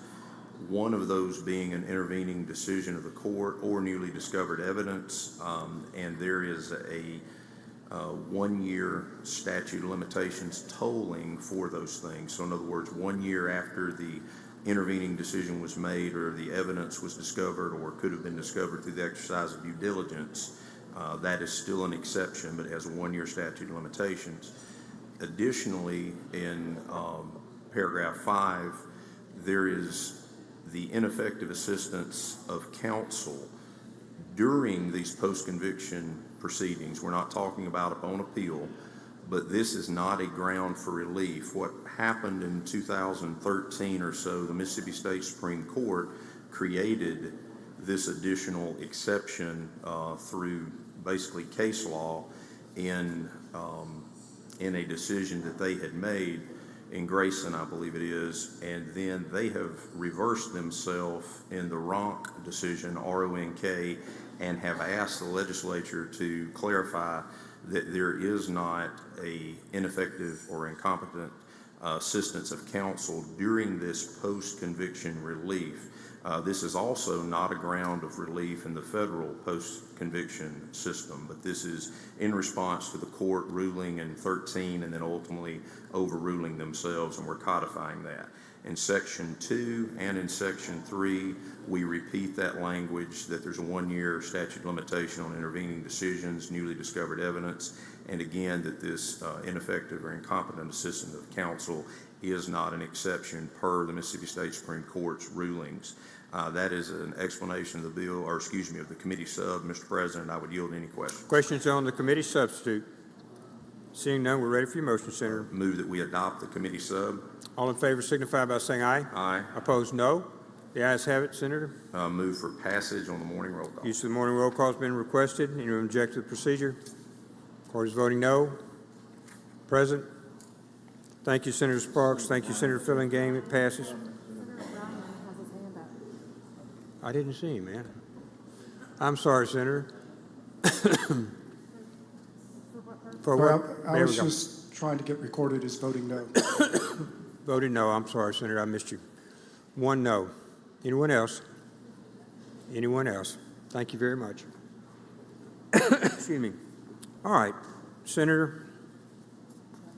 Thank you, Mr. President. I would like to go to item number 94, call it up and have the title read. Number 94, Mr. Clerk, please read the title. Senate Bill number 2186, sale of seized weapons, authorized use of proceeds to purchase equipment. Make the usual motion. Makes the usual motion. All in favor signify by saying aye. Aye. Opposed, no. The ayes have it. Please proceed. Thank you, Mr. President. If you recognize Senator England to handle the bill. Senator England, you recognize. Thank you, Mr. President. Thank you, Mr. Chairman. Senate Bill 2186 is a bill that we saw last year. We passed out of here 51-0. We've got it here again. If you'll look on lines 21, the asterisks used to refer to, our current law refers to the sale of these seized weapons going towards purchase of bulletproof vests. We've since allowed for other mechanisms to fund that. And so now, since those bulletproof vests are being funded by other mechanisms, we now are changing that to say purchase equipment using these monies. That's a brief explanation of the bill. I'm happy to take any questions. Questions on the bill? Seeing none, we're ready for your motion, Senator. Yes, would move for passage by use of the morning roll call. Use of the morning roll call has been requested. Anyone object to the procedure? Or is voting no? Present? Seeing none? Passes. All ayes on the morning roll call. Bill passes. Senator Fillingame. Thank you, Mr. President. I'd like to go to item number 95, call it up and have the title read. Mr. Clerk, please read the title. Senate Bill number 2626, firearms and weapons, authorize nonviolent felons to possess and use. Make the usual motion. Senator makes the usual motion. All in favor signify by saying aye. Aye. Opposed, no. The ayes have it. Thank you, Mr. President. If you'll recognize Senator Hickman to explain the committee substitutes. Senator Hickman, you're recognized on the committee sub. Thank you, Mr. President. Thank you, Mr. Chairman. Senate Bill 2626, what this bill does is currently under our state laws, an individual who is convicted of any felony charge is unlawful for him to own any handguns at this time. What this bill would do is limit that prohibition to only individuals who have committed violent crimes, and it would bring our law into sync with what I think the original intent of the Second Amendment was. However, once someone who is convicted of a felony not defined under 9732, that individual will have to complete all of their time, pay all of their restitutions, pay all of their fines, be off probation, and then after 5 years, their right to carry arms would be restored to them. And that is, in essence, what the bill does. And at this time, I'll take any questions if there are any. Questions on the bill? Questions on the bill? We're on a committee substitute, actually. Do we have any questions? No. All right, seeing none. Mr. President, I move that we adopt the committee substitute. Motion is to adopt the committee substitute. All in favor signify by saying aye. Opposed, no. The ayes have it. We're back on the bill, Senator. Mr. President, I move passage by the use of the morning roll call. Use of the morning roll call has been requested. Does anyone object to that procedure? Does anyone wish to be recorded as voting no? Hill, no. Parks, no. Whaley, no. McMahon, no. Berry, no. McClendon, no. Chisholm, no. Branning, no. Parker, no. Rhodes, no. Norwood, no. Carter, no. DeBar, no. Tate, no. Anyone else? Blackwell, no. Harkins, no. Delano, no. England, no. Oh, well. Thompson, no. Ladner, no. Frazier, no. McCon, no. Seymour, no. Barrett, no. Anyone else? Wiggins, no. Anyone else? Hobson, no. Yes. Chazanal, no. Suber, no. Polk, no. Anyone else? Anyone else? Bill fails. 96, Senator. I'd like to get that item called up and have the title read. Mr. Clerk, please read the title. Senate Bill number 2613, police chief and officers require certain continuing education. Make the usual motion. Senator makes the usual motion. All in favor signify by saying aye. Aye. Opposed, no. The ayes have it. Please proceed, Senator Fillingane. To recognize Senator Sparks to handle the bill. Senator Sparks, you're recognized to handle the bill. Thank you, Mr. President. Thank you, Mr. Chairman. Senate Bill 2613 addresses training for chiefs of police and officers with our public colleges or universities, as well as the Pearl River Water Supply District. It requires 20 hours of executive level continuing education courses for the chief. Any new chief would be subject to 40 hours. And then any police officer would be required to have 8 hours of training in their first 2 years, 16 hours of training for years 3 through 4, and after 5 or more years, 24 hours of annual training.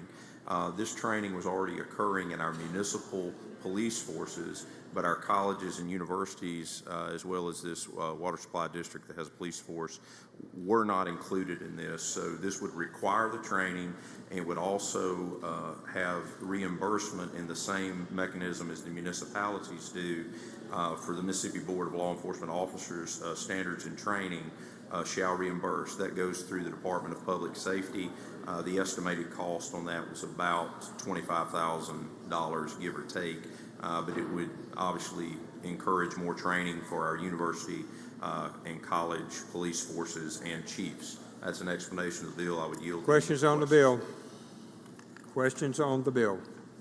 Seeing none, Senator, we're ready for your motion. Move for passage on the morning roll call. Use of morning roll call is requested. Anyone object to the procedure? Or is voting no? Present? Thank you, Senator Sparks. Thank you, Senator Fillingane. Senator Polk. Pass and retain 97 to 101. Senator Tate. Senator Tate, you're recognized, Senate. We're on 102.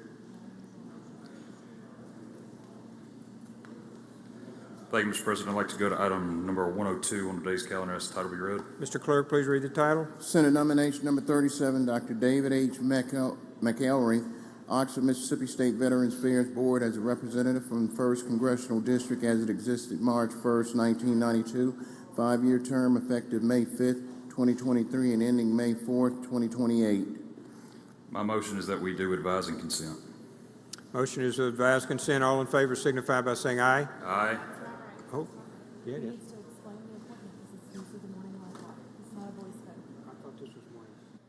Senator, let me look here.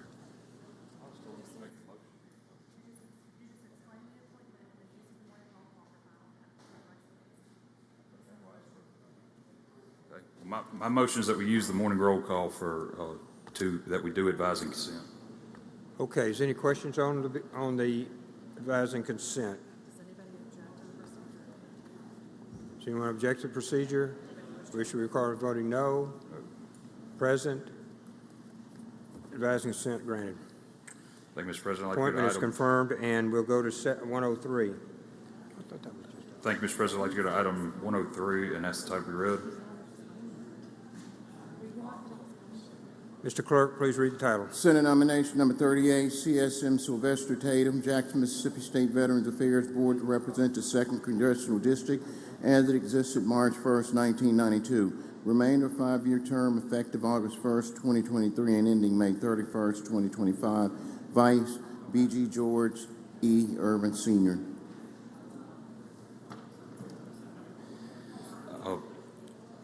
Mr. President, Mr. Tatum came before the board and seemed well qualified to be able to take on this position and to continue to have this position. I'd be happy to take any questions. Questions on the advising consent? If there are no questions, my motion is by the use of the morning roll call that we do advise and consent. Use of the morning roll call being requested. Anyone object to procedure? Court is voting no. Present. Command Sergeant Tatum will be an outstanding choice, Senator. Thompson, Senator Thompson, pass and retain 104 through 1. Thank you. One moment. 104 through 107, Senator Chasnoff. Pass and retain 108, 109, Senator Simmons. Excuse me. 110, retain and replace on the calendar 110 and 111, Senator Branning. Senate, we're on 112. I'd like to call up item 112 on today's calendar, Senate Bill 2016. Have the title read, please. Mr. Clerk, please read the title. Senate Bill number 2060, Memorial Bridge, dedicate the Little Biloxi Bridge to World War II infantryman Willie Edward King. Make the usual motion. Senator makes the usual motion. All in favor signify by saying aye. Opposed, no. The ayes have it. Senator Branning, you're recognized. We're on 112. Senators Parks, for what purpose? I'm sorry, Page. All right, Senator Branning, we're back to you. I'd like to be recognized to explain the bill, please. You're recognized, Senator. Senate Bill 2060 is an act to designate the Little Biloxi Bridge on Highway 49 in Harrison County as the Willie E. King Memorial Bridge in memory of late World War II infantryman Willie Edward King. That is the explanation of the bill. And I'd like to adopt the committee sub at this time. The motion is to adopt the committee sub. Motion is to adopt the committee substitute. All in favor signify by saying aye. Opposed, no. The ayes have it. I do have a simple amendment to offer just to clean up the reverse repealer that we added in committee. So that should be up on the screens now, and the motion would be to adopt the amendment. One moment, please. One moment, please. Okay, we have it. The reverse repealer was simply added on the wrong line in the committee sub, so that's all we're doing is just cleaning that up. So my motion is to adopt the amendment. Motion is to adopt the amendment. One moment, Senator Delano. You good? Okay. Any other questions? Seeing none, motion is to adopt the amendment. All in favor signify by saying aye. Opposed, no. The ayes have it. Please proceed. Final passage on the morning roll call, please. Use of morning roll call has been requested. Anyone object to procedure? Court is voting no. Present.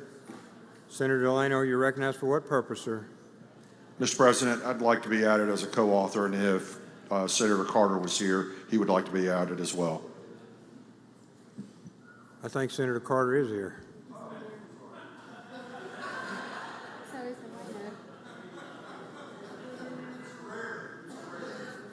Senator Carter, would you like to be as a co-author, sir? Please. 2. Senator Carter, Senator Delano. Senator Branning, you're recognized. I'd like to go to item 113 on today's calendar, Senate Bill 2634. Ask the title be read, please. Mr. Clerk, please read the title. Senate Bill number 2634, Memorial Highways, designate segment in Shannon Lee County as the Johnny R. Patterson Memorial Highway. Make the usual motion. Makes the usual motion. All in favor signify by saying aye. Opposed, no. The ayes have it. Please proceed. Senate Bill 2634 is just an act to designate a segment of Highway 145 located in Shannon in Lee County, Mississippi as the Johnny R. Patterson Memorial Highway. That is the explanation of the committee sub, and at this time I'd like to adopt the committee sub. Motion is to adopt the committee substitute. All in favor signify by saying aye. Opposed, no. The ayes have it. We're on the bill, Senator. If there are no questions, I move final passage on the morning roll call. Yes, morning roll call has been requested. Anyone object to the procedure? Voting no. Present. Seeing none, bill passes by use of the morning roll call. Voting aye. Senator Branning, 114. I'd like to pass and retain on 114 and 115 and go to item 116. Call that up. Have the title read, please. 114 and 115 retain their place on the calendar. 116, Mr. Clerk, please read the title. Senate Bill number 2643, Highways, dedicate a section of Highway 8 to William Forrest Winter. Make the usual motion. Senator makes the usual motion. All in favor signify by saying aye. Opposed, no. The ayes have it. Please proceed, Senator Branning. This bill is an act to designate a segment of Mississippi Highway 8 that extends through Grenada County in memory of the late former Governor William Forrest Winter. That's the explanation of the committee sub. At this time, I'd like to adopt the committee sub. Questions on the committee substitute? Seeing none, all in favor signify by saying aye. Opposed, no. The ayes have it. Ready on the bill, Senator. I'd like to move final passage on the morning roll call. Use of the morning roll call has been requested. Anyone object to the procedure? Of course, voting no. Present. Senator Blunt, for what purpose? Bill? Co-author. Seeing no objection, granted. Anyone else? Anyone else? Thank you. Bill passes. Use of the morning roll call. All voting aye. 117, Senator. Pass on 117. Pass and retain. Senator Suber. Senator Suber. Pass and retain 118 to 121. Senator Barrett. Senator Barrett.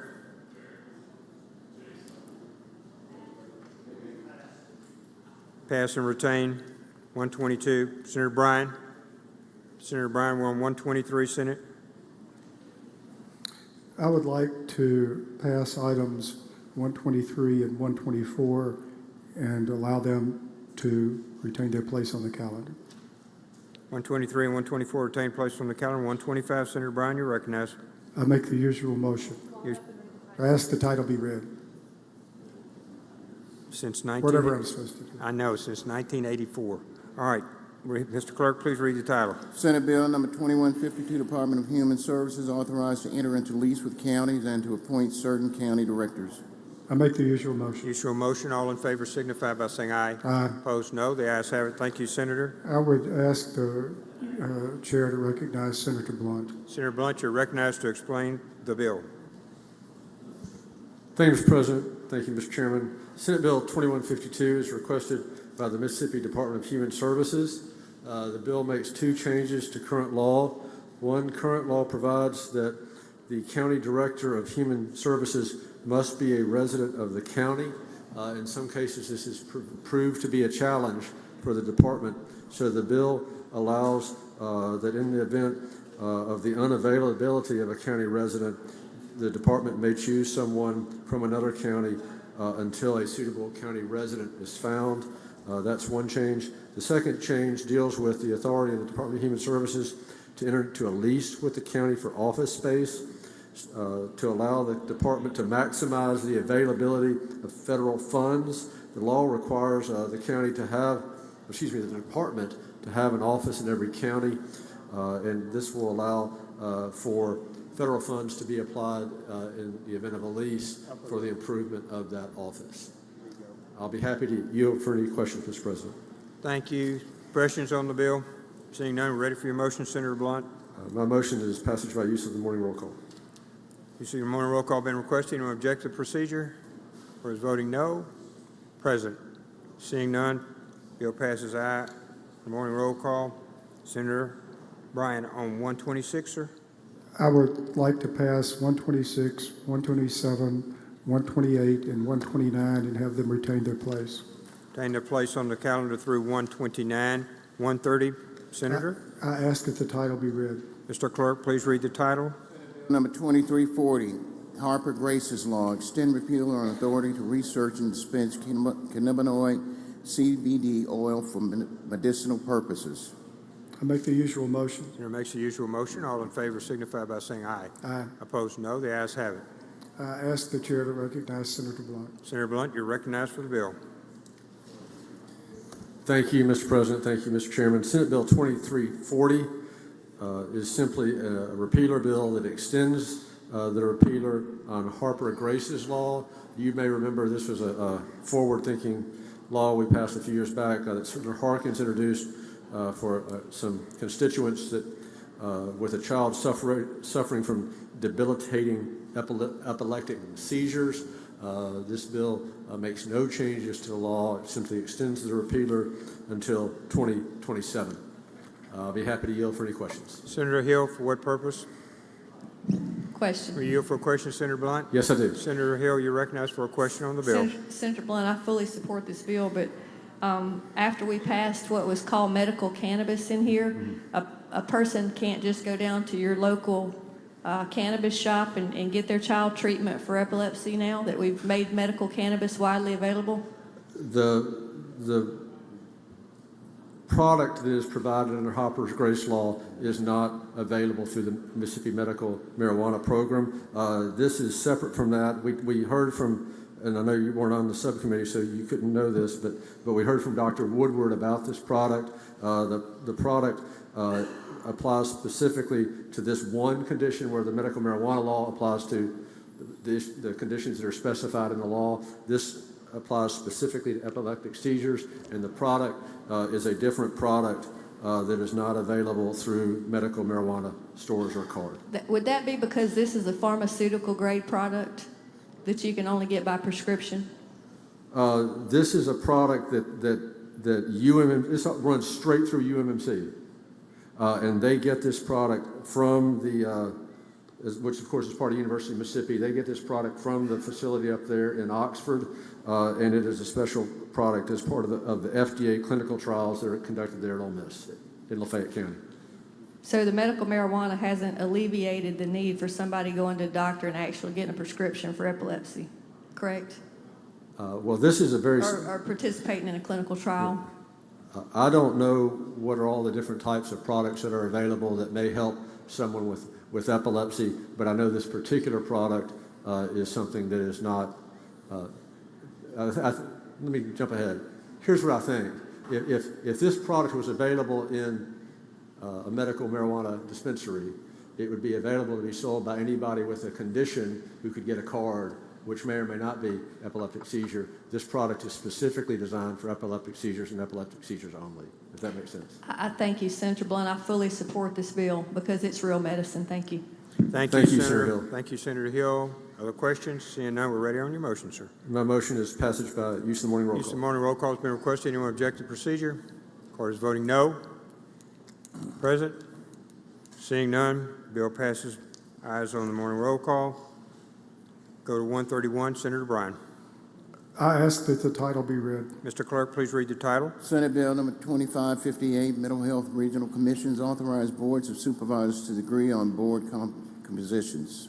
I make the usual motion. Senator makes the usual motion. All in favor signify by saying aye. Aye. Opposed, no. The ayes have it. Please proceed, Senator Bryan. Under existing law, each county in a community mental health center appoints one member to the board. This would allow counties, if every single county in the region wants to have a different method of appointing members to the board, it would let them do that. I think that the practice in some counties has been for each county to name more than one person, and this would just make clear that the existing practice is legal. But in any event, every single county in the region would have to agree to this. If there are no questions, I suggest use of the morning roll call. Questions on the bill? Seeing none, Senators requested use of the morning roll call. Anyone object to procedure? Court is voting no. Present? Seeing none, bill passes by use of the morning roll call. Senator, we're on 132. I'd like to pass the next two items and have them retain their place. 132, 133, retain place on the calendar. Thank you, Senator Bryan. Senator Williams? Pass. Senator Parker? We're on 135, Senate. Thank you, Mr. President. I'd like to go to item 135, Senate Bill 2300, and have the title read. Mr. Clerk, please read the title. Senate Bill number 2300, Occupational Licensing Review Board, revised membership. Make the usual motion. Senator makes the usual motion. All in favor signify by saying aye. Opposed, Aye. no. The ayes have it. Move we adopt the committee sub in lieu of the original bill. Adoption of the committee substitute. All in favor signify by saying aye. Aye. Opposed, no. The ayes have it, Senator. Thank you, Mr. President. What this bill does, this was a bill introduced by both Senator Johnson and Senator Hill to look at the Occupational Licensure Review Board. As many of you will recall, about 7 or 8 years ago or so, we set up a triumvirate of the Attorney General, Secretary of State, and Governor's Office that look at regulations that come up from the occupational licensure boards. The triumvirate has been by many states questioned because the Attorney General has representation on the occupational licensure boards and then also is a member of that triumvirate at the top. So what this bill would do is, and there were different renditions that were put through, I felt strongly that the members of that board should be at the executive level of our state government, which in my opinion is the governor, lieutenant governor, secretary of state, and AG. Since we're removing the AG, what this would do is it would replace the attorney general with the lieutenant governor. So the triumvirate would now be the governor, lieutenant governor, and the secretary of state. And then the AG would have the representation for every occupational licensure board, through their normal process of that representation. The other changes that it does is it allows that board to call meetings by majority vote. So if 2 of the 3 would like to meet, they can call a meeting. It will allow information requests to be made by any member of the commission, whereas right now it can only be made by the chair. And then the last thing it does is all proposed submissions to the commission shall be acted upon by the commission within 150 days of submission. So that's a brief explanation of the bill. I yield for any questions. Questions on the bill? Seeing none, Senator, we're ready for your motion on the committee substitute. If there are none, I move adoption of the committee sub by the use of the morning roll call. We've already adopted committee sub. I'm sorry. So Move this will be passage of the adoption of the bill. bill. That's correct, Senator. Thank you. Passage on use of morning roll call. Use of the morning roll call has been requested. All in favor? Anyone object to the procedure? Sorry. Wish to record as voting no? Present? Seeing none, the bill passed by use of morning roll call, voting aye. 136, Senator Barnett. Thank you, Mr. President. I ask that we go to item 136 on today's calendar and have the title read. Mr. Clerk, please read the title. Senate Bill number 2600, Parole and Probation Officer Study Committee, study transferring authority and functions to DPS. Make the usual motion. Senator makes the usual motion. All in favor signify by saying aye. Opposed, no. The ayes have it. Please proceed. Thank you, Mr. President. I request that Senator Sparks be able to explain the bill. Senator Sparks, you recognize. Thank you, Mr. President. Thank you, Mr. Chairman. Senate Bill 2600 creates a study committee to address the potential moving of parole and probation services and their support staff out from under community corrections at the Mississippi Department of Corrections over to the Department of Public Safety. The composition of that committee would be made up of 3 members to be appointed by the Lieutenant Governor from the Mississippi Senate, 3 members of the Mississippi House to be appointed by the Speaker, the Commissioner of the Department of Corrections or a designee as a non-voting member, Chairman of the Parole Board and Commissioner of the Department of Public Safety or designee on both of those as a non-voting member. We're trying to find a better way to monitor people in the community. One of the big things about parole and probation is they are the people who protect the public with people that are on probation and parole while they're outside the walls of the correctional system. And I think they're often overloaded. They're often pulled off of their main task to do other tasks at the Department of Corrections. So we want to look at this, study this, and see if they would be better suited at the Department of Public Safety with other sworn law enforcement officers, of which these individuals in probation and parole ultimately have to be. That is an explanation of the bill. Mr. President, I would yield any questions. Questions on the bill? Senator Hobson, you're recognized for what purpose, sir? Question, Mr. President. You for a question, Senator? I do. Senator Hobson's recognized. Thank you, Mr. President, and thank you, Senator Sparks. Is there going to be any change in the duties of the parole board if they get moved from corrections to DPS? As I understand it today, and I think no would be the answer, but as I understand it today, their role is to monitor people who are on probation, parole, ISP, ankle monitors, anything of that magnitude, and that is their primary function. Now, there is a rapid response team that is made up of parole and probation officers that potentially assist in a I don't want to say a riot situation, but a situation where they need to go into a prison with a rapid response team. But aside from that, their duties are external. They move prisoners from time to time.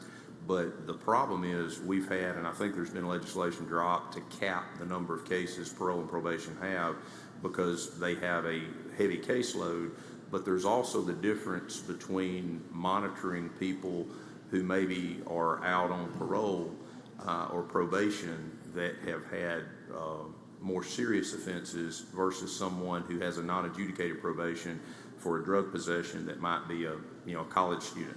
So we're just wanting to look at how their function can best be had, and these pens have not been filled for quite a while in the Department of Corrections. We've been understaffed. And part of that, I do believe, and I've asked these questions, is because we have pulled them off of their duties as probation and parole officers to go pull shifts at some of our correctional institutions to beef up those numbers.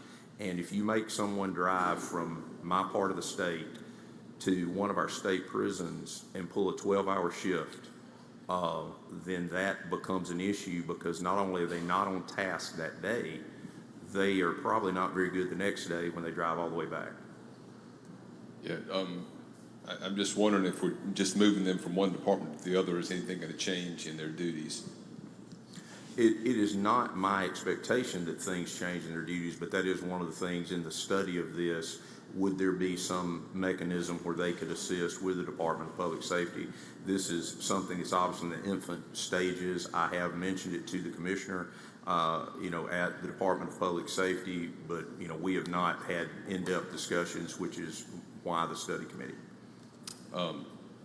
Do you know if DPS, are they ready to take on this role? And is there any problem that you see between DPS getting some of the corrections records that if you have a prisoner that's out on parole or probation, let's say, is DPS going to have to then interface with the correction system to know where those prisoners are? It seems like that might be confusing and a little difficult for DPS to take on that responsibility instead of having that all housed in corrections where they already have that prisoner logged in their system.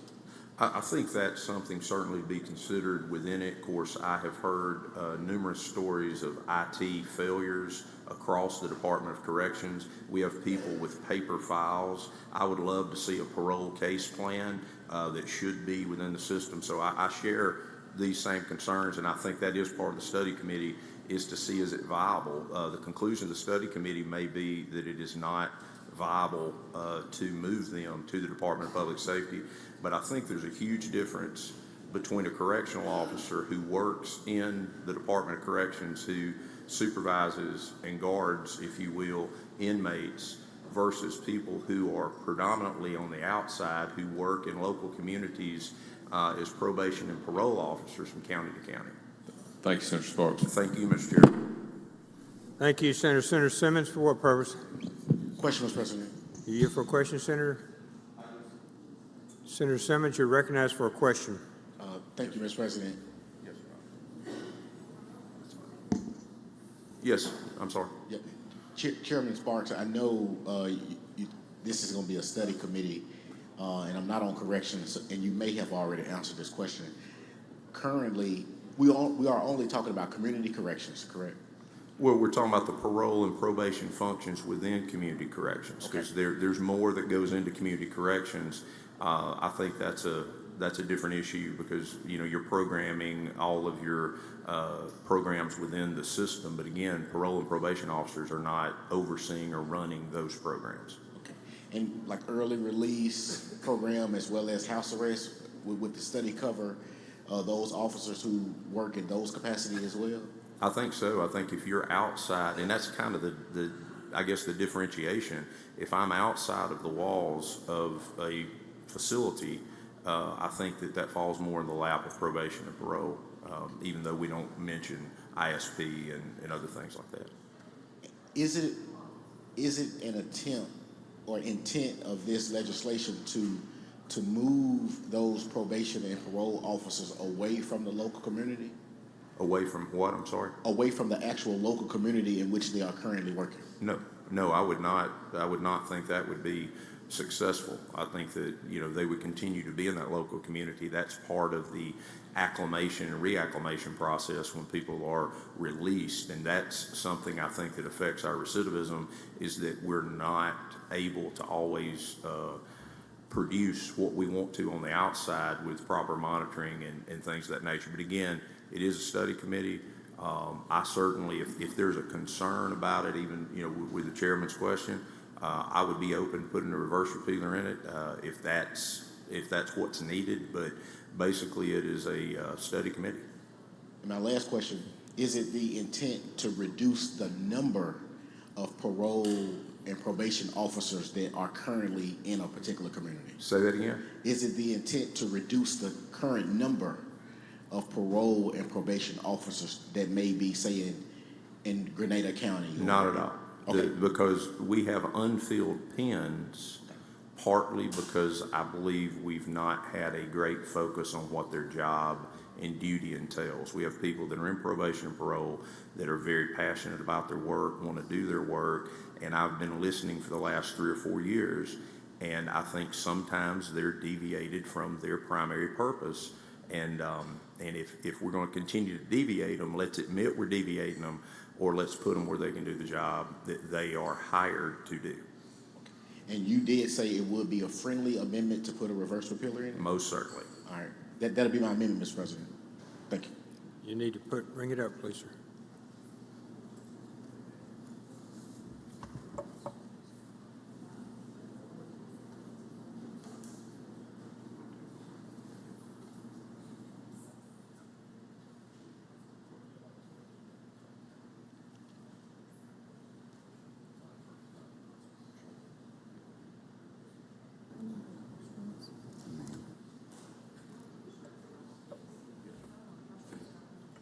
Senator Norwood, for what purpose?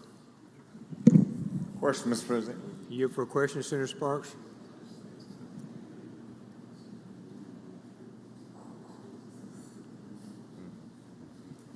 You for a question, Senator Sparks? I yield the question, yes. Senator Norwood, you're recognized for a question. Thank you, Mr. President. Senator Sparks, location, will they be co-located with the Department of Public Safety, or will they still be separate as they Again, my opinion, again, this is just a study committee, so we would have to bring back any findings or suggestions, and then this body would act if there was any change. But once again, my opinion is their duty is best served in the communities where they are. So I think they would continue to have housing or office locations. As I understand it, in most places they lease space or the county provides space, but in no way, form, or fashion would I want to centralize parole and probation. I want them to stay in the communities they serve.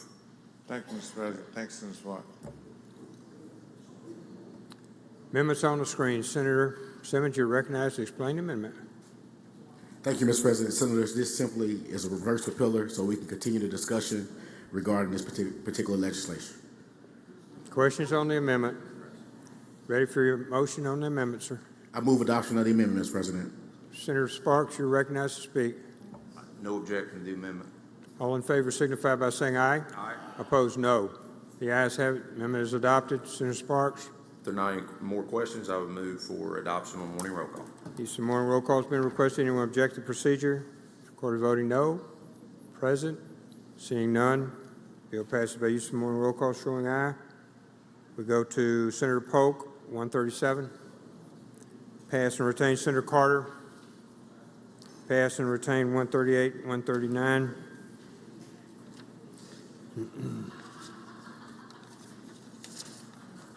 Senator Johnson. Pass and retain 140 and 141. Senator Wiggins. Pass on 142. Senator Wiggins, you're recognized on 143. 143, Senate.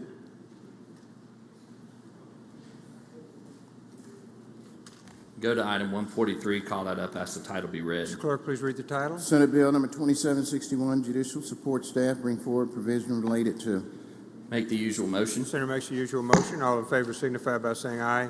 Opposed, no. The ayes have it. Please proceed, Senator. Thank you, Mr. President. This bill was requested by the Supreme Court. Last year, we did this. This is to raise the salaries and office expenses for support staff for the judges. Last year, the House and Senate ended with a compromise. We are speaking with the Supreme Court and the Chief to see about continuing to increase that funding, and these are the code sections to allow us to do that. So with that, I'd be happy to answer any questions. Senator Bryan, you're recognized for what purpose, sir? A question. You yield for a question, Senator Wiggins? Yes. Senator Bryant's recognized for a question on the bill. Do we still have a situation where the Chief Justice individually can give pay raises to people here, yonder, and there around the state?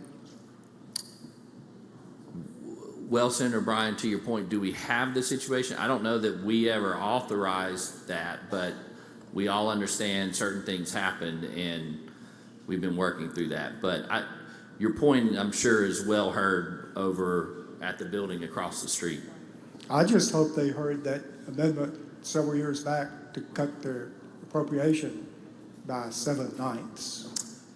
Well, I can tell you, I don't know if they heard that, but this discussion occurred in the halls of this building last year when this companion bill came up last year.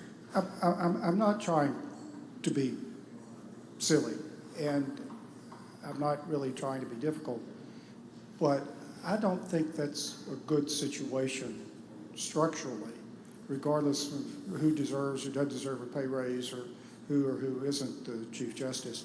And since you tell me you're bringing forward a bunch of code sections, I'm guessing that gives you an opportunity to address most anything somewhere, somehow. Opportunity to what? I'm sorry. Address most anything somewhere, somehow, some way with all these. That is correct, and we've had that discussion, and I hope, look, I will tell you that has been an issue with the legislature as that came about. We've talked about that. So I appreciate you raising the issue. Well, I just think there might be some way to come to a consensus and lower the level of concern, if there is one, and all live happily together ever after. Yes, thank you. Other questions on the bill? Senator? Move passage on the morning roll call, Mr. Use of President. morning roll call has been requested. Anyone object to the procedure? Court is voting no. Present? Seeing none, the bill passes. By use of the morning roll call, voting aye. We move to Senator Parker.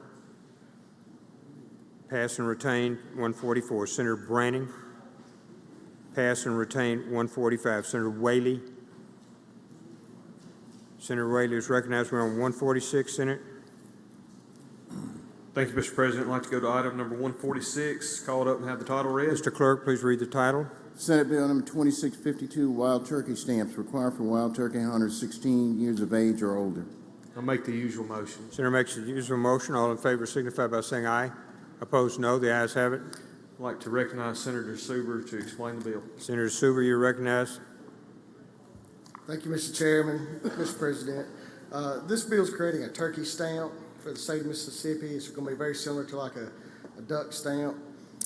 Section 1 is just kind of definitions of what a turkey and stamp. Section 2, of course, if you're over 16 years old, you have to have a stamp. I'm going to go through the rest of the bill, but I'm going to have an amendment for Section 3. But the money from the stamps is going to be used for the turkey habitats, research for turkeys, increasing the access to publicly available turkey hunting opportunities. Also, some of the funds can be used to secure matching funds or grants. And I do have an amendment at the proper time, Mr. President. Okay, questions first on the bill. Senator Hill, you recognized? What purpose, ma'am? Question. You have a question? You're here for a question, Senator Super? I do. Senator Hill, you're recognized for a question on the bill. So this is a new fee for somebody to turkey hunt?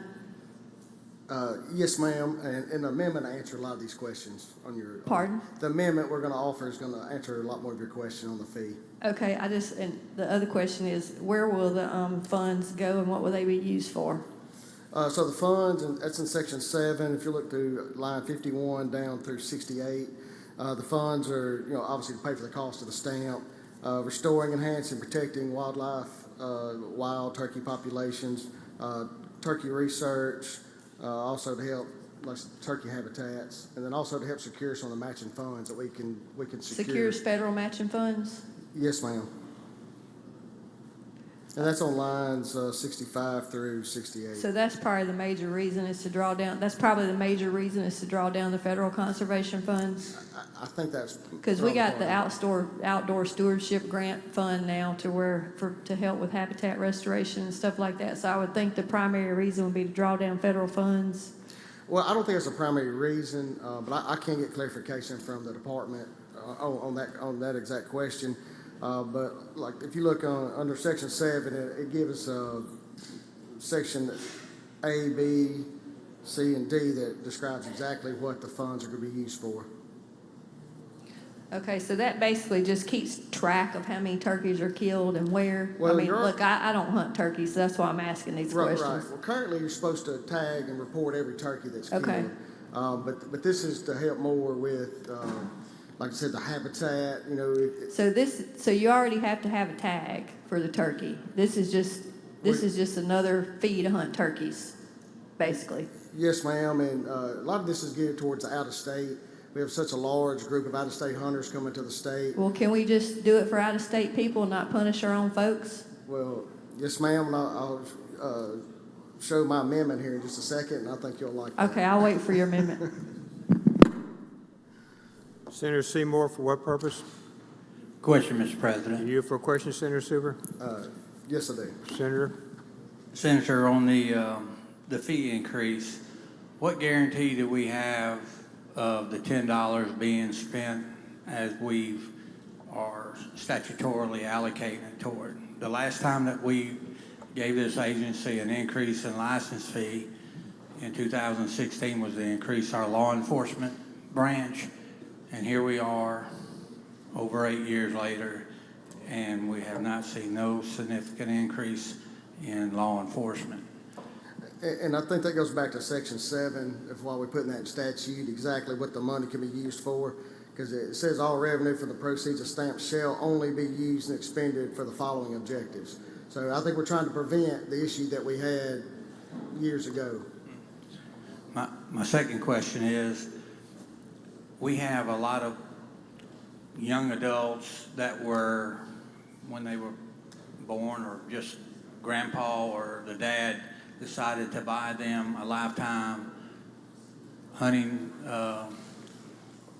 license, that by our own wildlife department deemed that that was all you was going to have to purchase for the rest of your life, i.e. lifetime license. So now we're going to renege and come back on them to charge them an extra $10, or are they going to be exempt from it? And also, our senior citizens that are exempt at 65, are they going to have to purchase it? This is going to be like the duck stamp. Even if you have a lifetime license, you still have to buy a duck stamp, but they will be required to buy the turkey stamp. But like I said, I have an amendment that's going to address the fees. How about the senior citizens? Yeah, so what the amendment's going to say is there's not going to be a fee for residents. There's going to be a fee for non-residents. Thank you. And if there's no other questions, I'd like to offer the amendment. first you have to adopt, Senator. So your motion would be to adopt. No, we need to explain the amendment. Yeah, we haven't put it up there. We haven't adopted the bill yet. It's just- He just wants to explain his amendment.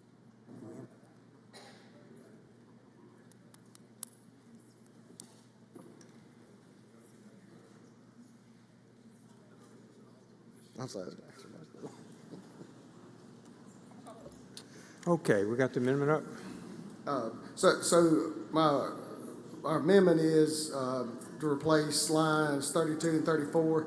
The non-resident turkey stamp fee is going to be $200, and then there's not going to be a fee for residents for the turkey stamp. Questions on the amendment?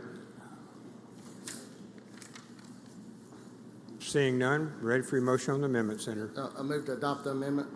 All in favor signify by saying aye. Opposed, no. The ayes have it. Senator, ready on the bill.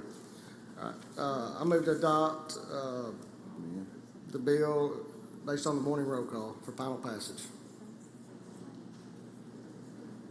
Senator Johnson, for what purpose? Good. Use of morning roll call has been requested. Anyone object to procedure? Court is voting no. Michelle, no. DeBar, no. Harkins, no. Fillingane, no. Blackwell, no. England, no. Johnson, no. Simmons, no. Anyone else? Jackson, no. Seymour, no. We'll get to presence just a second. I'm not going to miss you, Senator. Frazier, no. Thomas, no. Anyone else? Anyone else? Norwood, no. Anyone else? Present, Senator McMahon. Anyone else? Anyone else? Barnett, present. I'm sorry, Barnett, no. Broomfield, no or present? Present. Branning, present. Branning. Carter, present. Simmons, present. Yes. Butler, present. Hickman, present. Present.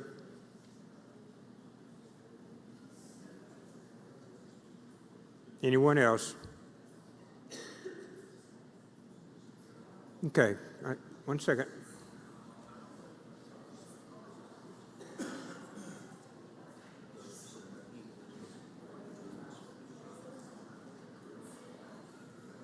Senator England. Yeah, to the vote, Mr. President. Please proceed. I believe I was recorded as voted no, but would like to be recorded as voted yes on this bill.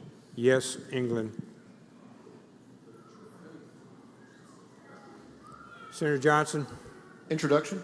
One moment. Let's finish. We're just about finished the bill. 1 second.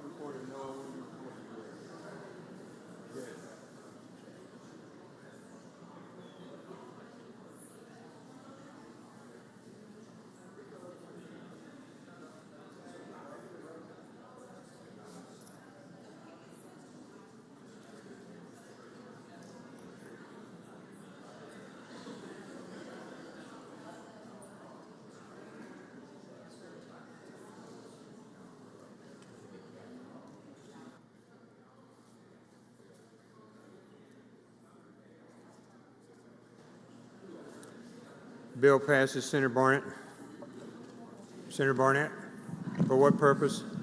Introduction out of order, Mr. President. Please proceed. I'll get to you, Mr. Senator President. Johnson. Just 1 Ladies and second. gentlemen, joining us in our gallery today is Dr. Toy Watts, Superintendent of Laurel Public School District. Dr. Watts, would you please stand and let us make you welcome to the State Senate?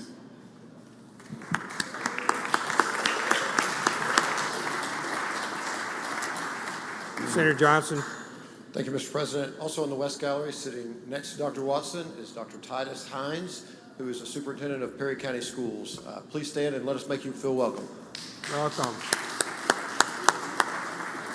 Welcome. Thank you. Senator Whaley.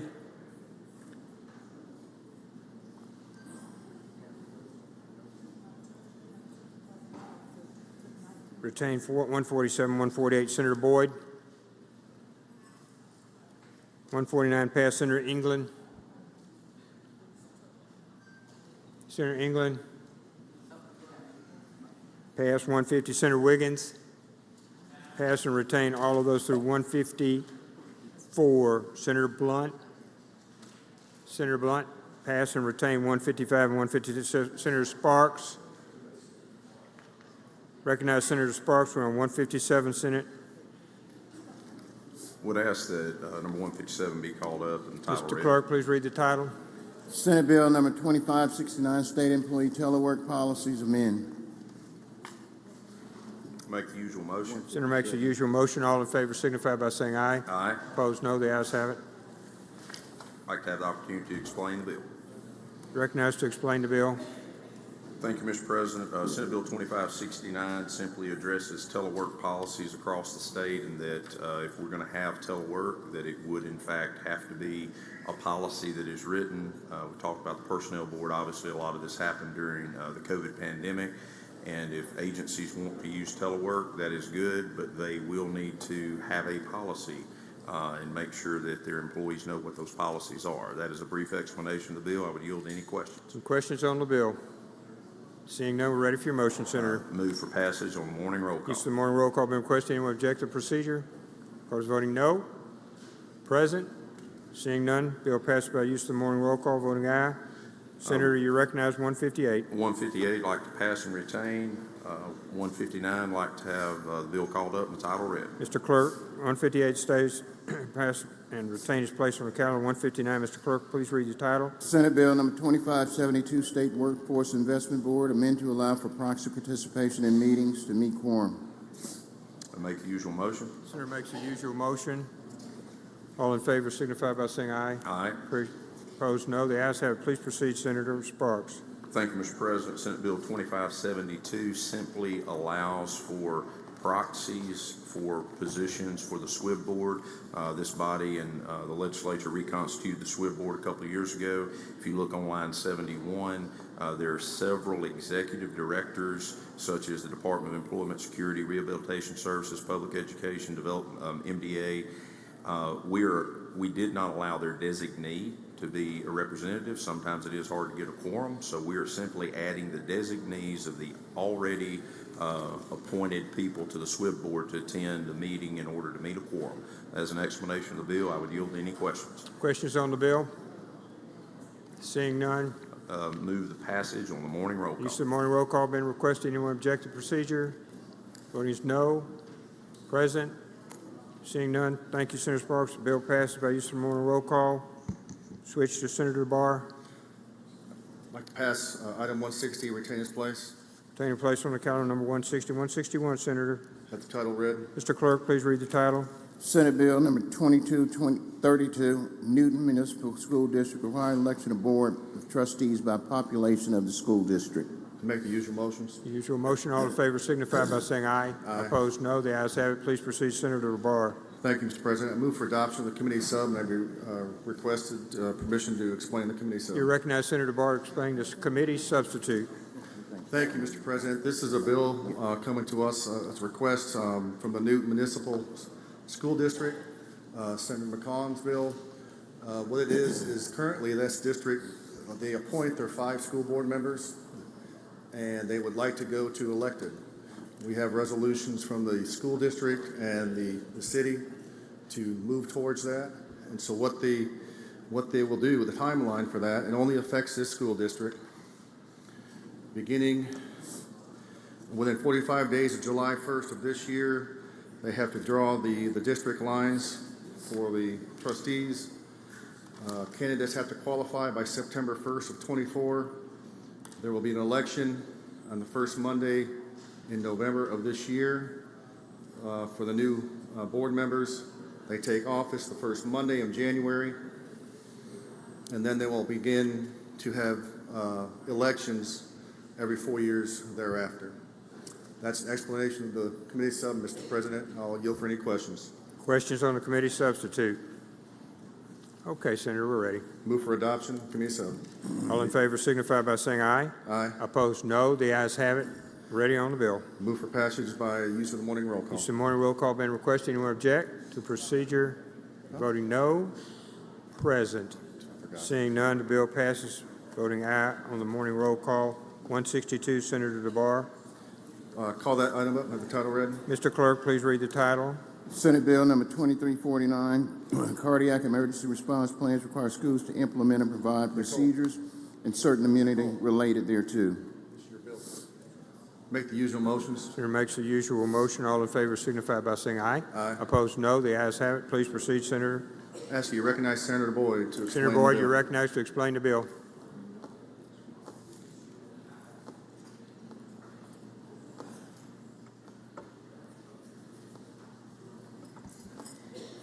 This is a bill that you've seen before. It's just like the bill that we passed last year. What this does is it puts a plan in place for each of our schools to adopt for it's called a cardiac response plan. And what it would do is it would get every school district in the state to develop a plan on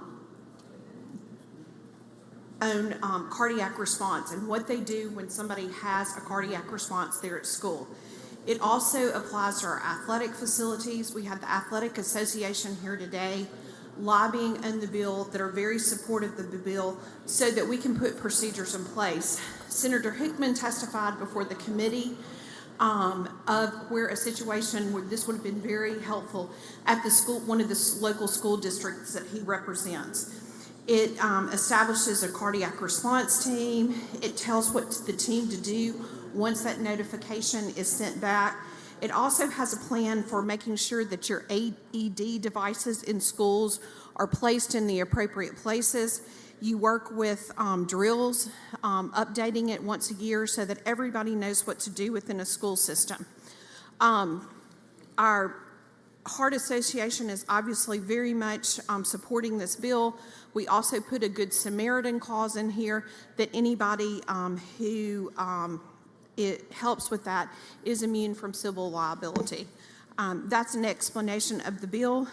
I'll be happy to answer questions, Mr. President.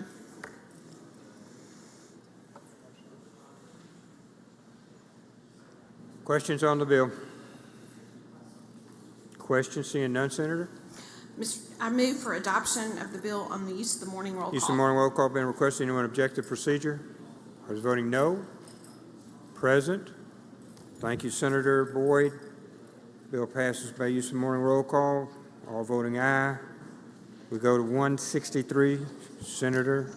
Thank you, Mr. President. I asked if we could suspend the rules to go back to item 161 to delete one word in the bill. Just it was a Scribner's error. They forgot we're going to delete the word municipal because it's and that's all it is if you look on line 302. So I'm asking for unanimous consent to suspend the rules to delete one word on line 302 of the previous bill. Unanimous consent has been requested. All in favor signify by saying aye. Aye. Opposed, no. The ayes have it.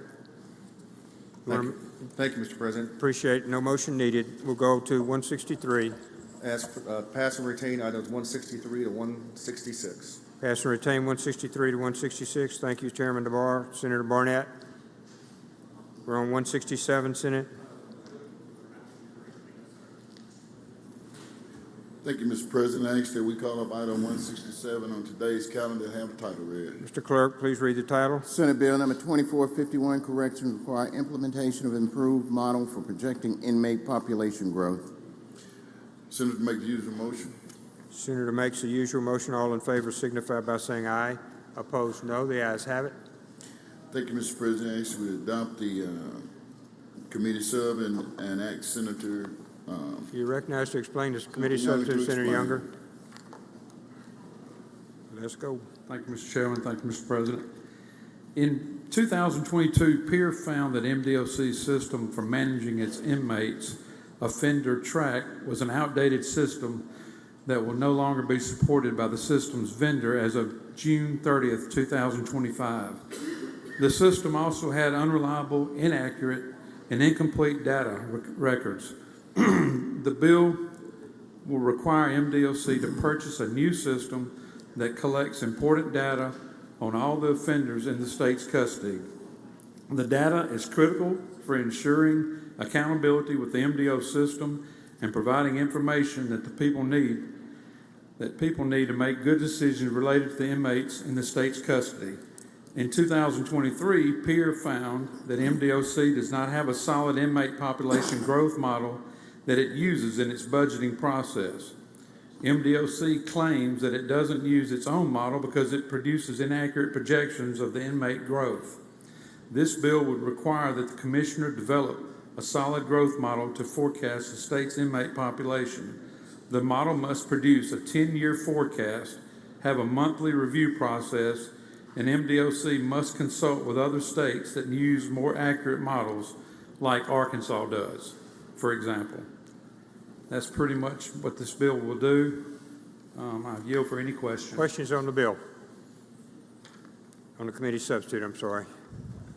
Seeing none, Senator, one second, please. Senator Pope. Thank you, Mr. President. Yes. Thank you. This bill is requiring DOC to buy software. Do we know how much that's going to cost?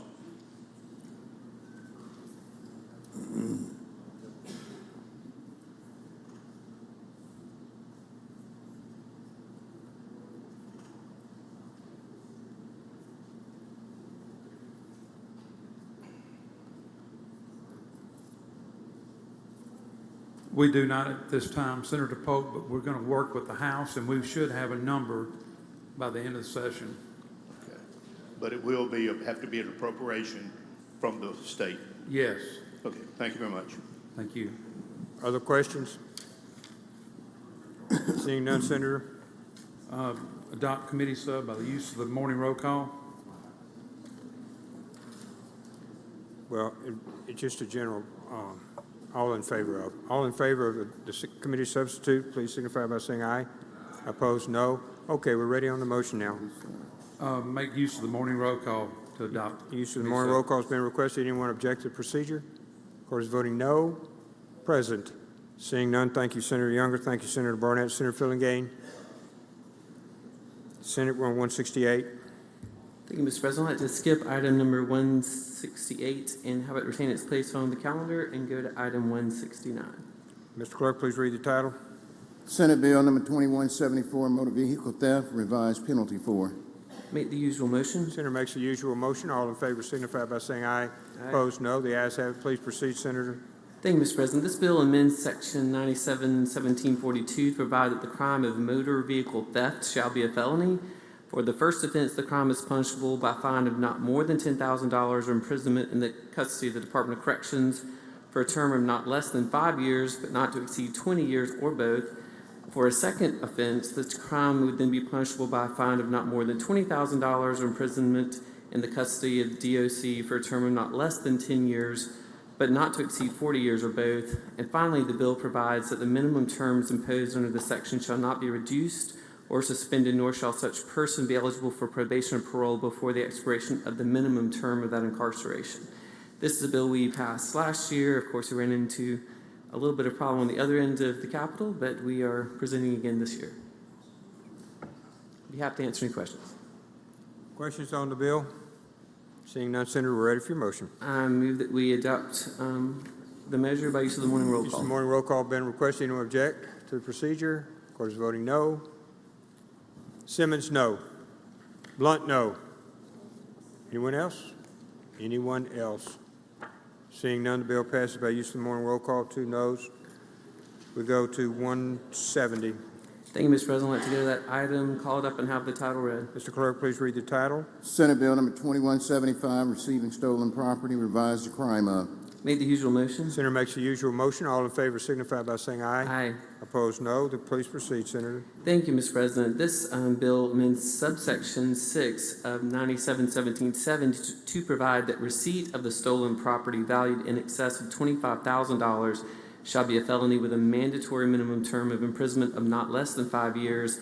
It also creates a new subsection 8 of this section to provide the receipt of a stolen motor vehicle, so a vehicle, car, truck, whatever, shall be a felony with a mandatory sentencing range of not less than 5 years and not to exceed 20 years in prison, regardless of the value of the motor vehicle. Finally, the bill provides that the minimum terms imposed under subsection 6 and 8 of 97-1770 shall not be reduced or suspended, nor shall such person be eligible for probation or parole before the expiration of the minimum term of incarceration. I'm sure many of you have heard that there have been some activities at car lots around the state. I know in Brookhaven, where people go in after hours, they smash through the glass door of the dealerships, they take a bunch of keys and they start clicking them and find the car on the lot, and they take them and they, ride off with them. And so it's sort of a smash and grab type crime, but with motor vehicles, not a department store. So this has happened in Jackson, it's happened in Brookhaven, so it's starting to happen more often, unfortunately. And so this is the bill before us, and I'll be happy to answer any questions. Questions on the bill? Seeing none, Senator, we're ready for your motion. Thank you. The motion would be to adopt the measure by use of the morning roll call. Morning roll call being requested. Anyone object to procedure? Mr. Carter is voting no. President, bill passes by use of the morning roll call. Thank you, Senator Fillinger. Pardon me? 1 no. Jackson. Hickman? No. Anyone else? Simmons, no. Blunt, no. Anyone else? Anyone else? President Horn. No. Horn. Anyone else? Anyone else? Latin? No. Brumfield? No. Anyone else? Not Latin. Thank you. The bill passes, Senator. Okay, Senator Hill, for what purpose? I'd like to ask for unanimous consent to be added as a co-author on the previous two bills, 169 and 170. Seeing no objection, granted. Yeah, we'd like for the cars to remain on the car lot till they're actually sold. All right, 171, Senator Fillinger. Pass. Thank you. Senator England? Yes, ma'am. Pass. Senator Whaley? Pass and retain all of these, 172, 173. Senator Barnett? Pass and retain. Senator Fillinger? Pass and retain 175. Senator Carter? Pass and retain 176, 77, 78.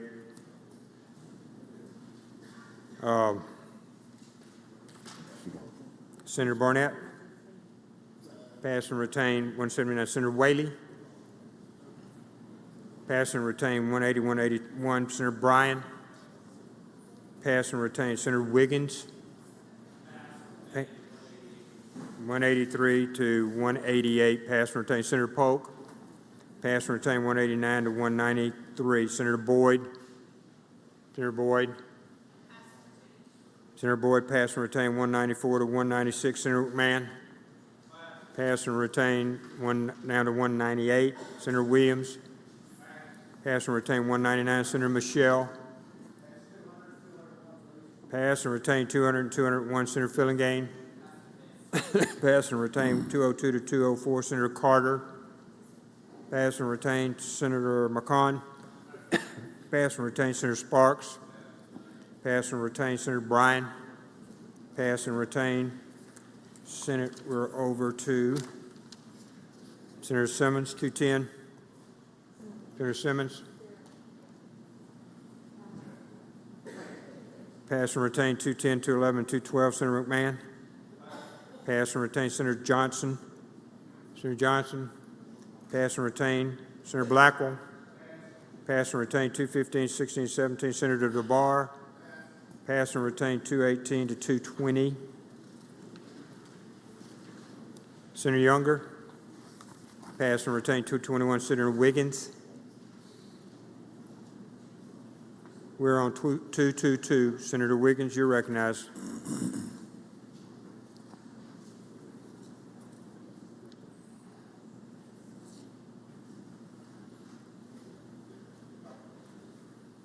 Thank Thank you, Mr. President. Go to item 222, call that up, ask the title be read. Mr. Clerk, please read the title. Senate Bill number 2386, appointed council, increase maximum compensation for.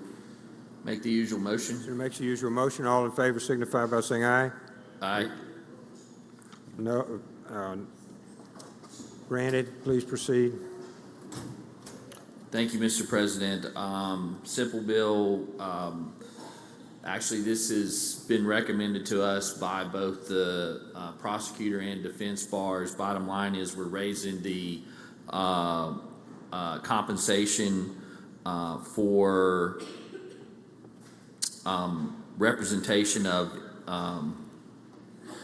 appointed counsel, and usually that's in your capital cases.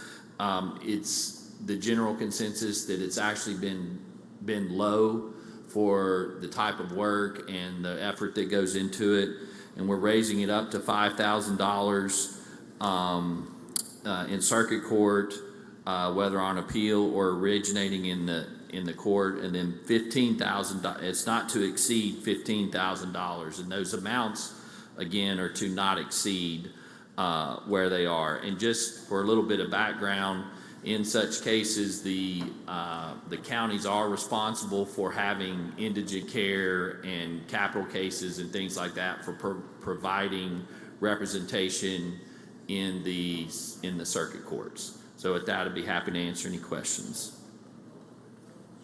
Questions on the bill?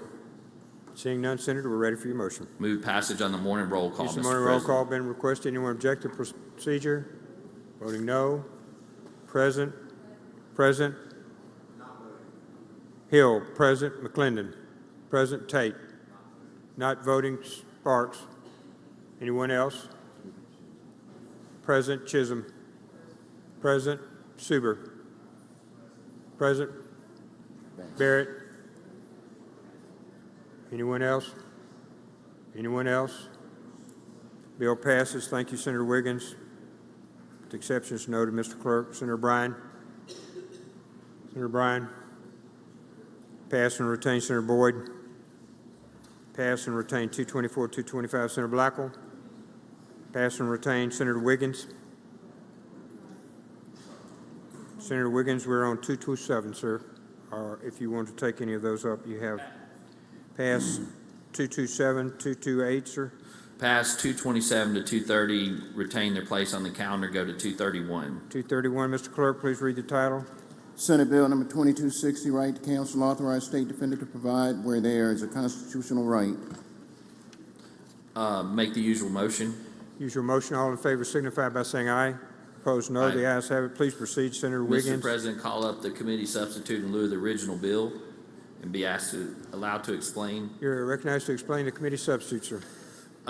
Thank you. This was brought to us by the state defender, and what we have been requested is to provide for standards for indigent defense services to be provided. Bottom line is there's really no standards for indigent defense, and so you get differing levels of defense, to say the least, throughout the state, and we are simply letting the state defender promulgate those standards to do that, and so that we can have as much as we can consistent high-level indigent defense in the state. And the difference between the committee substitute and the original bill is the committee substitute took out the enforcement mechanism, and so the state defender's just putting forward the standards for that, and be happy to answer any questions. Senator Sparks, for what purpose, sir? A question, Mr. President. You for a question, Senator Wiggins? Yes. Senator Sparks, you're recognized for a question on the bill. Thank you, Mr. President. Thank you, Mr. Chairman. It's just a two-page bill, but is the committee sub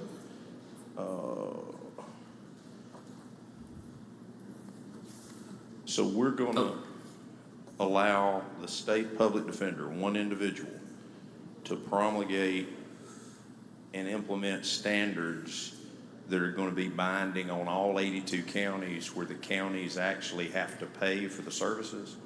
It's just allowing for it. It says shall promulgate that should be provided. So it's not an enforcement, we're not enforcing it, they're just gonna develop it. Okay, thank you. And I think that was discussed in subcommittee. They're just developing it, they're not enforcing it, they're not doing any of that. It's just to say, here's where it is that you should use, but they're not taking over any of the public defending or anything like that. It's just the standards. And I appreciate that. I just, with the new criminal rules that are not but about 4 or 5 years old, promulgated for things such as this, we're now going to ask the state defender to come back and promulgate and implement standards that are suggestions, I guess? Yes, and I think you're bringing up an important issue, and part of that is to look at that. And the reality is, from what I've been told, not all those new criminal rules are being followed, and it's just to provide that information and that guidance. Similar to, on the prosecutor side, they have to go and get training every year and do that. So this is simply to allow the state defender to promulgate that and say, hey, this is what should be done. And then on line 30, these standards are subject to approval of the Supreme Court. So if the Supreme Court approves them, do they then become rules? Well, yes, but that's like any other rules that the Supreme Court approve. And I won't get into how they do that, but we know that the Supreme Court handles that stuff. Thank you, Mr. Chairman. Other questions? Seeing none, Senator, we're ready for your motion. Move passage on the morning roll call, Mr. President. Have we adopted the committee substitute, sir? Move adoption of the committee substitute. All in favor signify by saying aye. Aye. Opposed, no. The ayes have it. Now we're ready. Move passage on the morning roll call. Use of the morning roll call being requested. Anyone object to the procedure? Opposed, no. No. Hill. Any other no? Chisholm, no. Sparks, no. McClendon, no. Tate, no. Anyone else? Present. Simmons, present. Suber. Barrett, present. Anyone else? Anyone else? Okay. Bill passes. Use the morning roll call as Pass 232, remain on the calendar. 232, remain on the calendar. Senator England. Pass and retain. 233, 235, Senator Michelle. Pass and retain. Senator England. Pass and retain. Senator Boyd. Pass and retain. Senator Younger. Pass and retain. Senator Wiggins. Pass and retain. 242, 43, Senator Fillingham. Pass and retain. 244, Senator Bryan. Pass and retain. 245 to 252, Senator DeBar. Pass and retain. 253, 254 through 258, Senator Williams. Pass and retain. Senator Bryan. Pass and retain. Senator Delano. Pass and retain. You're going to wake up Senator Carter, Senator Delano. Senator England. Pass and retain. Senator Parker. Pass and retain.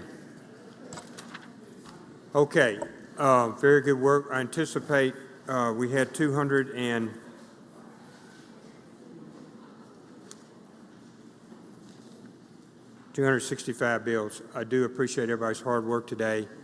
We will be working on Friday. It's the intent of the chair here that we not be working next Friday. We have a deadline day and we want to finish on time on Thursday so that we're not here late in the evening, and I appreciate so much your hard work. We'll get after it tomorrow to see if we can't clear our calendar by the date of the deadlines. Okay, first we'll recognize Senator Blackwell for any announcement. Senator Blackwell. Thank you, Mr. President. I'd like to hold item number 146 on today's calendar for Senate Bill 2652 on a motion to reconsider. Motion to reconsider 2642. Thank you, Senator Seymour. Yes, Mr. President, I'd like to hold item 75, Senate Bill 2627 on a motion. 2627, motion to reconsider. Senator DeBar. I'm sorry. Yeah, Senator DeBar. Thank you, Mr. President. With unanimous consent, I'd like to be added as a co-author on item number 19, Senate Bill 2470. Thank you. Senator Parker. Thank you, Mr. President. I'd like to hold item number 69, Senate Bill 2756 on motion to reconsider. Senator Simmons. Thank you, Mr. President. I'd like to be added as a co-author on item number 131, Senate Bill number 2558. Seeing no objection, grant. Senator Robinson, Yes, Mr. President, I have an announcement about an event this evening. please proceed. On behalf of Chairman Chesnall and myself, I would like to remind all of you about the event tonight, the legislative reception, where Holly Brand will be performing. It begins at 5:30 and concludes at 8. It is at the South, and you do need a ticket to get in the door. And Chairman Chesnall has tickets if you need tickets. Senator Kirby. Thank you, Mr. President. I'd like to call a Rules Committee meeting tomorrow morning at 9:30 in the Pro Tem's office. 9:30 Pro Tem's office. Senator Hickman. Mr. President, I'd like to hold item number 95, Senate Bill 2626 on a motion to reconsider. 2626, Mr. Clerk. Motion to reconsider. Thank you. Any other announcements? Any other announcements? I mentioned we will be in on Friday trying to clear our calendar. So appreciate all the work y'all did today. Very, very good. Senator Polk. Thank you, Mr. President. Move the Senate stand in recess until 5 p.m. today, at which time the journal will reflect we're adjourned until 10 a.m. tomorrow. All in favor signify by saying aye. Opposed, no. The ayes have it. Thank you.